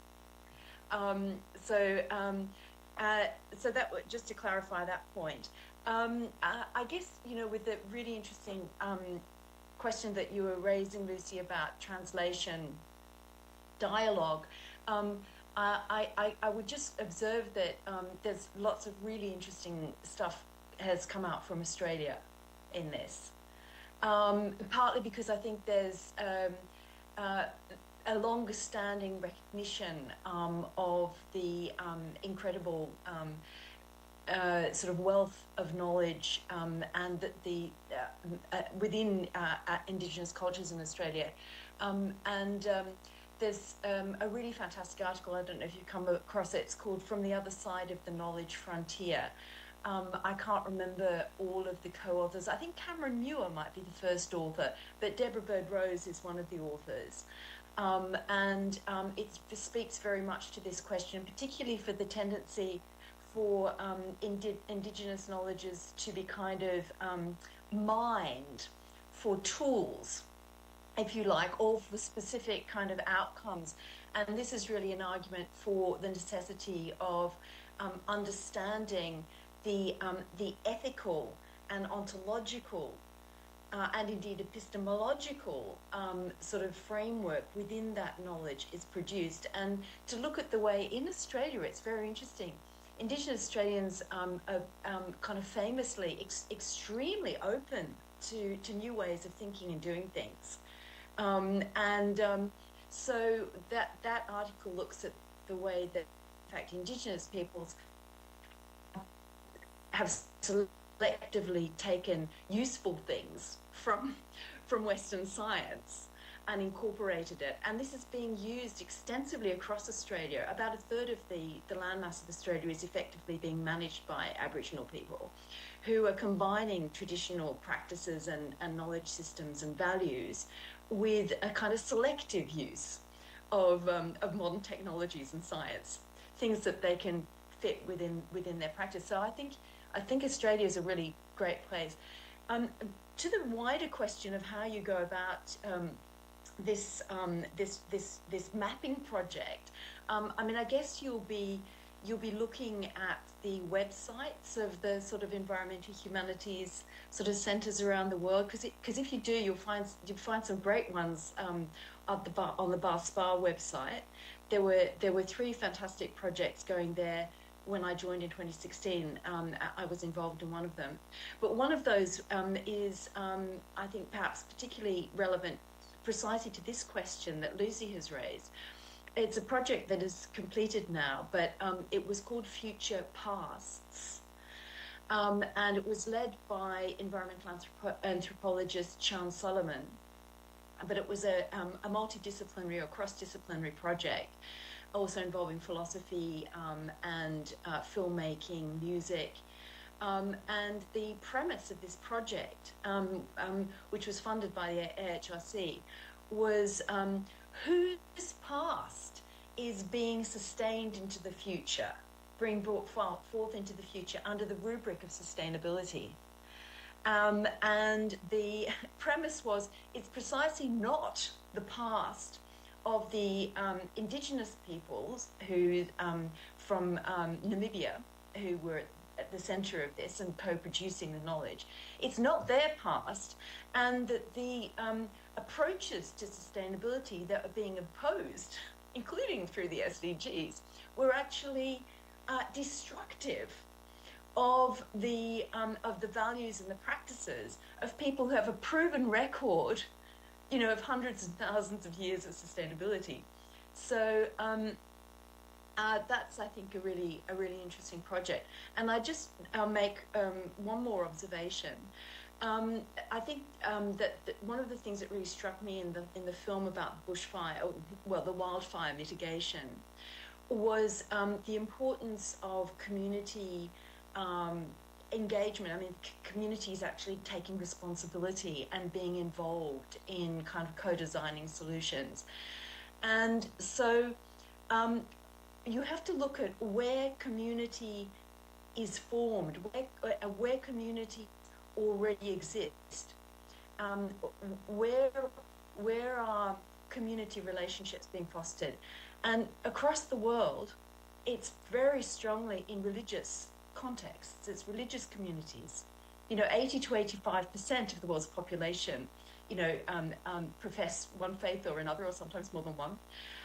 And so I guess I would be really, and one thing I would, you know, I'm endeavoring to sort of bring into all of this is an attention to the opportunities and the innovation that is emerging within the world's religions, including within religious communities. And one little project that I'm quite interested in that actually got going in Cologne is called Bees for Peace. And this was an interreligious kind of coalition or an interreligious collaboration about redefining the land associated with houses of worship as sacred space for more than human others, as a refuge and as affording sort of habitat, particularly for pollinators. And it was about kind of creating beelines throughout the city between these different places of worship. So just a few thoughts there. And also, very, very last one, Sydney Environment Institute. Check their website, some absolutely fantastic examples, including a Bushfire Stories project, a kind of citizen, they're doing citizen environmental humanities projects, and one is around bushfire. So yeah, really look forward to sort of seeing what comes of this and contributing to it. But I shut up now. Okay, thanks very much. And Lucy, I'll let you jump in for a quick comment, but I want to make sure that Christoph has an opportunity to intervene if he wishes to. Don't feel obliged, but I want to open up that space if you do wish to. So Lucy, real quick, what were you going to say? I wanted to thank Kate for that and say that I'm really looking forward to working closer with you, Kate, and it's lovely. I think there is a wider problem about the notion of co-production that we do need to discuss in terms of how humanities-driven sustainability science is enacted, because I think sometimes, I'm not suggesting that's the case at all with any of the projects that you've mentioned, but certainly with some of the projects that I'm helping with developing so that they are humanities-driven sustainability science projects, people see co-production and bringing in community groups as almost like lip service, like we'll have a little focus group and then we'll work from there. And that goes back to what John was saying. It's the same kind of thing. It's just sort of ticking those boxes, but not really taking people on as experts. I guess another way of putting that is shallow transdisciplinarity, or the sort of nominally, but not really deep transdisciplinarity. So yeah, thanks, Lucy. Christoph, would you like to add anything to the conversation? I mean, you can hear me? Yes. Yeah. Okay. Yeah. First of all, thanks for setting this up and inviting me and being part of the group. And I have to admit that I still feel like a newcomer to this debate and all the things going on.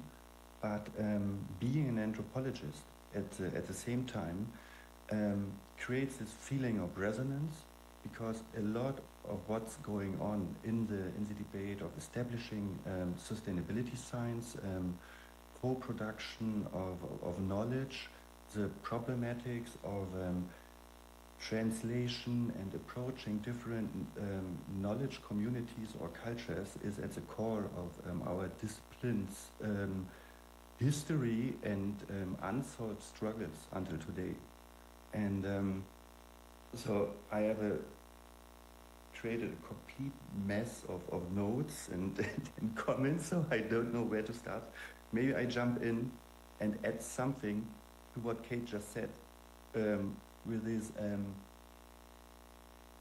very particular situation in Germany when it comes to situating the humanities, social sciences, the hard sciences, because in the last input by John, it finally clicked that this question, where are the humanities? So you raised it yesterday, Stephen, where are the humanities, or how is the humanities definition in Germany? I was wondering why Kate always pays so much attention to this very specific situation. And now I realized, okay, there is this tendency that social sciences got kind of instrumentalized in the UNESCO programs, humanities isolated, and now someone is kind of looking for ways of contributing from a humanities perspective, but not turning into social sciences. And what I find or not turning into social sciences, but not being instrumentalized or becoming a consultant or a tool for this actionable knowledge, like it was described for social science participations. So in Germany, how I understand it, first of all, anthropology is kind of a in-between, still not solved if it's considered a social science or humanities. But then in the specific German outline, I consider that the social sciences are situated also in between the humanities and the hard sciences, always with leaning towards the hard sciences, kind of being interested in humanities questions and positions, but really lying on developing this hard science closeness and methodologies. So I think that if we are trying to talk about alliances or processes of translating within the academia, we should try to see how it is possible to transfer different methodologies through these three domains, from the hard sciences through the social sciences into the humanities, and vice versa, the way back, and see what distortions and conflicts maybe arise in these methodological translation processes. And yeah, so one last thing, maybe as a also as a contribution, what I learned out of this debate and going into the question of establishing a sustainability science coalition, is that we maybe ask the question, how it is possible that we can all identify as being not only sciences, but that we are all being sustainable sciences. And this maybe creates this idea of, I don't know, this closeness or being part of one. I think on the Bridges homepage it's written this, or in one of your papers, Stephen, of becoming a community of purpose, which I don't know if the connection goes to these communities of practices as situated learning practices. And this is maybe so my last input, that when we are talking about translating, I think, or translation, it is important to maybe think about how translation is enacted in situations of learning and mutual understanding, and how to create or work on creating situations where these learning processes are possible. So the reference to the safe places made earlier, I think, by Ines. So, but now I leave it here as well. Thanks. Thanks very much. And I think I appreciate that intervention very much. And I think it opens up the possibility of contemplating something that I think has been there, latent in a lot of the interventions we've heard here, about the idea, and John started with it, you know, certain questions are bound to produce certain kinds of answers. And so what are the questions that are not being asked? And the idea of critical sustainability science and critical taking critical approaches to the SDGs, looking at the what's been excluded or is occluded, depending on your point of view. That, I think, is an important part maybe of the Bridges mission as well. So what I'd like to maybe suggest here is that we each, beginning, because Lucy's got her hand up, so Lucy, and then Ines, and maybe Kate, and if you have anything else you'd like to add, Christoph, if we could each take 1 minute and just sort of give a final thought as we move towards the end of the session, and then I'll end here in the room with Luis and John and give up my seat, because they obviously have to sit in front of this one when they intervene. So Lucy, over to you for a series of short final interventions. Yeah, literally just one question that needs to go out to everybody who wants to be involved in humanities-driven sustainability science initiatives. Does that mean that we are the question is, does that mean that we are looking to create new methods, to let go of old methods and come up with new methods that maybe are the babies of the joining or the union of these different methodologies?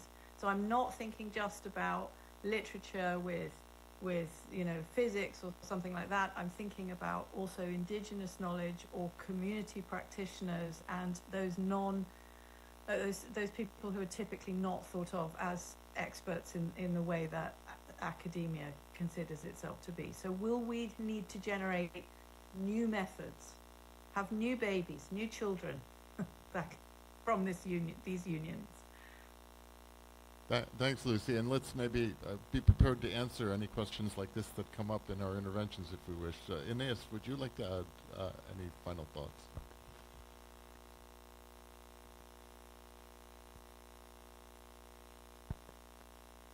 Yes, I think that one of the things that has to be also addressed is how will the institutions change to really empower and listen to the communities? Because what we have is this trend that we say that we listen, but then what we do is translate voices and the knowledge in institutional terms, and in the translation process, their voices are completely lost because they have other people becoming like these advocates for their work, but they don't need that. They need to be there with their voices and their knowledge and be valued for that. So we're talking about institutional change also, and I think that's one of the big barriers in all these discussions. It's about that, because that's deep structural change, right? Institutions are more than people. They have this capacity of surviving us all. How can we change that? Thanks very much. And yeah, Kate, please, if any final intervention? Thanks. Yes. So I think that actually new hybrid methodologies, interdisciplines, are emerging within the environment humanities. And for me, the greatest exemplar of that is multi-species ethnography. Or multi-species studies in its various formations. But this is really, I think, really generating new methodologies, and I think that that they will happen when we start talking to each other more across our disciplinary divides. And one of the things we're doing at MESH is we're having sort of regular, what we call cross-pollinator seminars, where we basically teach each other a little bit about our methodology. So, for example, we've got one coming up on the 4th of April, which is two people who use interviews in their research, but they use them in very, very different ways. They conduct them and they record them and they work with them in different ways. One is an anthropologist and one is a linguist, a sociolinguist. And for people like me who started doing interviews, I really just want to learn from my colleagues who are sort of more expert. And I think that this is how you begin to generate new forms of knowledge, and absolutely including sort of knowledges from beyond the walls of academe. And you really have to understand the methods, and it takes time and patience, and you have to not assume that you know what they do. You have to accept that you almost certainly really don't know it all. Thank you, Kate. Thank you, Kate. And great point. And Christoph, before I turn it over to the people in the room, any final thoughts? Yeah, so maybe I take up what Ines said and add something to the very important need to achieve institutional change as one very central theme in all the debates I attended towards, which always brings me to an uneasy thought of which brings one to questions of investment and funding possibilities. And I think for that it needs to the creation of a new system or set of values, or exploring new forms of values, and this turned into a question how it is possible to create or transform also established value systems to create possibilities for deep institutional transformation. Thank you very much, Christoph. And that big picture has to be there, obviously. I'm going to turn it over now to Louise, and Louise may wish to engage one or two voices in the room as well. But turn it over to Louise and then to John, and I'll hold a tiny space at the very end for an idea I'd like to share, or final thought. So over to you, Louise. Can you sit here? Thank you, Stephen. Actually, I wanted to know if anyone else here in the room would like to say something or raise any question. I had also some some observations based on what has been said so far. On this I will be very brief. The 5 things. The first one is Bridges is a coalition. It's a UNESCO-led coalition with SIPSH and Humanities for Environment, but it's a coalition. A coalition that does not require everyone to agree, particularly on the most academic side of the issue. So SIPSH members themselves may have different approaches. Apheleia is one of the members of SIPSH. It doesn't mean that the colleagues from another member, the Federation of Philosophers or whatever, will have the same exact approach. What we understand is that it is a tool, and it is the first time UNESCO has a tool that engages the humanities. This goes to the second aspect. Now I will say on what SIPSH thinks about it. The reason why we endorsed the project and actually worked directly in designing and writing it, it's because we felt not that because there is a need for a program in humanities, but because there is a societal need for addressing the issues of sustainability in a way that can be effective. Our assessment is that the policies for sustainability have failed.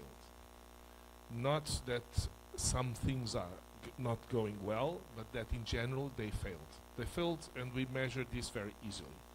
Since Stockholm, we have thousands of pages of agreements, of conventions, of milestones, of objectives, and we fail one by one. And every time we fail, we design new ones. So everyone is happy, and we are going happily against the wall. And we said, okay, it's time to say that the model of sustainability, of sustainable development, the so-called triple bottom line model, is wrong. It doesn't mean that everyone in Bridges needs to agree with this.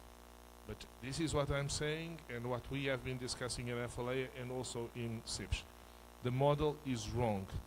It is completely wrong, actually. Now I say it on my own behalf. It's completely wrong. Separating society from economy is something that only someone that doesn't know anything about humanities could ever write. Thinking that the environment exists by itself, it's also, again, very wrong. The absence of the understanding that these are cultural constructions and that culture should be the center is something that many of us would say from the very beginning. Simply, we were not there. And it was our fault that we were not there. This is also important. It was the absence of the humanities in the center of this discussion is not the fault of the colleagues of other disciplines. It's the fault of the disciplines of the human sciences, or Geisteswissenschaften, or humanities, or whatever you wish to call it. And this goes to the third point. What are humanities about? We won't agree on that. We don't even agree on that inside SIPSH, let alone Bridges. We don't need that agreement. We are building a transdisciplinary tool. What does this mean? Transdisciplinary means it's not against the disciplines. It requires the disciplines, because otherwise it would not be called transdisciplinary. It would be other thing. It is transdisciplinary because it cuts across the disciplines. It's more than interdisciplinary, but it builds on that. And it builds also on other constructions with society. But actually, disciplines themselves. I'm an archaeologist myself. And all the scientific data we gather it basically with non-scientists, sometimes with students, which are still being trained, many times with workers. And this is the basic data that is used to produce archaeological interpretations and history of the remote past. So, this is our understanding. Other people will have other understandings. It's not a big issue. What we say is that while leaders are often running to try to foster transformation, looking for how they could lead the transformation. What we say, it never happened in the past, and it won't happen this time. Transformation already started, because people already started adapting, and some of them in the process of adapting are becoming something else. It's too early to know what they will become, which means it's too early for us to know what we will become. But again, it's not a big deal. We simply have to be in the process, doing what each one of us knows how to do, doing it in a transparent and in an honest way, and in the end, something will occur, and none of us can imagine what it will occur. This is what characterizes, and we should not be in the pace of anxiety. What will happen in 3 years? And if we don't meet the SDGs, it's the end of the world. No, it's not. It might be our hand, but not of the world. So we should not be that dramatic. And the final observation is this. We will understand pasts in different ways. In CIPS, we take the responsibility of building an academic past, which is rooted in methodologies, and it is common for all the humanity.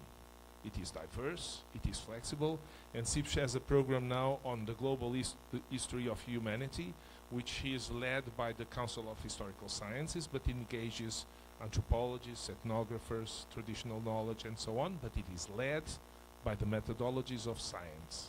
It is led by the methodologies of history, because it's not ethnocentric, or it aims to be not ethnocentric. And for that we require methodologies. But does Bridges need to design a methodology? I would say no, because at least not an academic methodology, because this would cut apart immediately some of us. No, we don't. We simply need to walk side by side in a convergent direction, but each one of us at its own pace, with its own understanding. It's okay, because this is how human societies evolve. So maybe some of you wish to say something. Oh my God. Oh yes, Piero.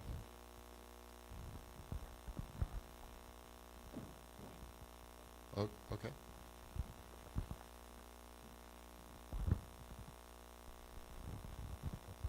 Thanks. Thank you so much. Only some short few consideration to reinforce the very fundamental content.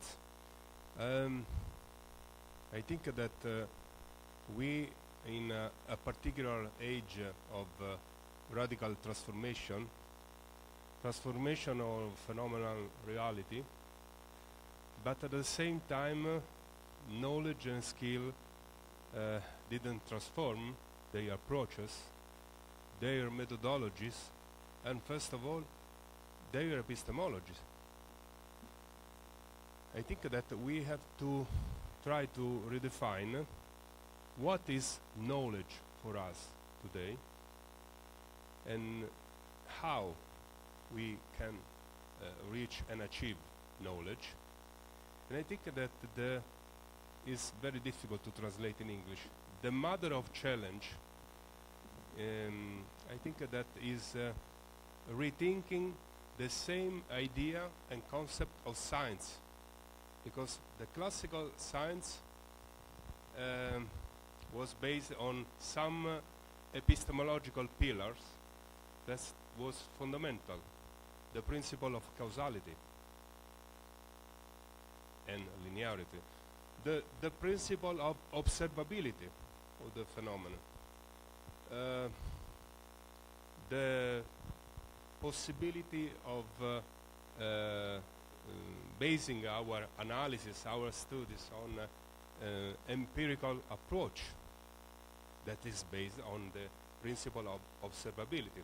So the is that, as you underlined, the problem is that is not that a problem of content, of create a mix of content, of create a mixing of humanistic studies and scientific studies. That is a fundamental level. But as you told us, the problem is a methodological problem and, first of all, epistemological problem. We are not able, I think that the problem is not create and produce experts of all. We have also the moral obligation to create a common language between the several scientific sectors. And I think that this common language is not informatics, robotic education, digital literacy, that's fundamental. It's the epistemological and methodological level. That is my opinion, but thank you so much. Thank you, dear Piero. Is there someone else, anyone else who would like? We have a final intervention from the table up here from John Crawley before I just have a very brief final word. So if there aren't any more questions, I'm going to hand the mic to John. Thanks. Thank you for all the extremely interesting contributions. As nearly always, I agree with everything Luis said, so I could almost just say that and shut up. But since I have the floor, a couple of comments on important implications of what you said, Luis, that you didn't yourself draw out just now. First of all, you know the song, right? Que sera, sera. There are many versions in basically all European languages. And just before the chorus goes, que sera, sera, the line, the future's not ours to see. And that's a very important point, which Luis made, that I'd really like to emphasize, and it goes to Lucy's question about progeniture. Even the desire to have children in order to populate this future is probably already an overproduction. We really need perhaps to become the first group of people, by which I mean not just the Bridges Coalition, but the whole generation, multi-generational of course, of which we're part, is to accept, perhaps even embrace, the idea of emergence. The fact that we create conditions, the consequences of which we will not be able to control. And we want to control them. The technocrats want to control them because they think they have solutions to roll out. And we've said, let's reject that. But we shouldn't fall into the trap of thinking that we have our own alternative prescriptive agendas to roll out. Even prescriptive agendas based on wide-ranging consultation with all the stakeholders, listening respectfully, and drawing out what is common between us. If we succeed with the kinds of ventures that are being discussed here, we will have opened the door to a new world. Not solved the problems of this world. And that's a bit hard to accept, because we do want to be able to control it. I don't know who's read the novel Childhood's End by Arthur C. Clarke. Very interesting novel about fundamental epochal transformations. And basically it's a bunch of aliens that arrive on Earth. Earth people, of course, assume, because they've already read the book, that it's to dominate and destroy Earth. In fact, it isn't at all. It's a completely different kind of project. And there's a very telling phrase towards the end of the book when the actual purpose of the alien visit becomes apparent, where the alien leader says, I think to the UN Secretary General, we ourselves are barren, but we are midwives for the emergence of a radically new world. And the end of the novel shows that it's a very troubling world, basically the same world as 2001: A Space Odyssey, in terms of imagery and implications for the future of humanity. A radically post-human future in which humanity basically has no place. But such is cosmic evolution. And that metaphor of the barren midwife is an interesting one to keep in creative tension with Lucy's question about what kinds of new and perhaps strange children do we need to have. They won't be our children. They will be the children of the future, but not ours, because the future is not ours to see. And one final point, which connects very directly with all of that, which is how this has played out in the social sciences. And it was what Christoph said that made me think of this. Social scientists, and I'm one, are often very unhappy about the instrumentalization of the social sciences for policy purposes. Not just in economics, but in other disciplines too. Sociology was constructed in the 20th century as a discipline of social control. Think Clockwork Orange, which is all about the progressive criminology of the 1950s. And Anthony Burgess proposes a very wild satire of it, anchored, as he makes clear in his preface to the later editions, in his own theological vision as a certain kind of a Catholic, rejecting the idea of progressive criminology as good maintenance of machines, which requires thinking of humans as machines that may occasionally malfunction, but can be repaired by the right kind of penal treatment. Dramatized in the book with the famous scenes that you've probably all seen in the movie, which in that respect follows the book. Parenthesis, because it can't avoid this kind of thing. I can't, even though it's totally pointless. You know that Anthony Burgess hated Kubrick's film adaptation. Or perhaps you don't. He hated it. And the main reason he hated it is that Kubrick cut the final chapter, which is the chapter of redemption. For Burgess, redemption, chapter 21, and he was numerologically a bit anal about chapter numbering, so it was very important that it was chapter 21, no coincidence, is the chapter where Alex, the protagonist, is redeemed. Not as a piece of clockwork that's been repaired, but as a human who's finally become fully human. Kubrick cut that from the screenplay. And for Burgess, this was completely missing the point of the story, which it probably was, but it doesn't mean it wasn't a good film. It just wasn't a straightforward adaptation of the book. Now, what did social scientists do with this fear of instrumentalization? They developed critical theory. They developed critical social science, rejecting instrumentalization in the name of an alternative instrumentalization, politically inspired, to achieve a different set of responses to a different set of questions. And that's still trying to control the future. The critical tendency in the social sciences remains trapped within a kind of meta-instrumentalism, where knowledge is to serve a specific purpose, which is ultimately a purpose of planning. Let's embrace the fact that we can't plan, and we shouldn't even want to. Thank you, and bon appétit. Thank you, John. One thing that's really apparent to me, and we're now going to be ending within the minute. But before I do, one thing that's clear to me is that this feels like a conversation that's really just beginning.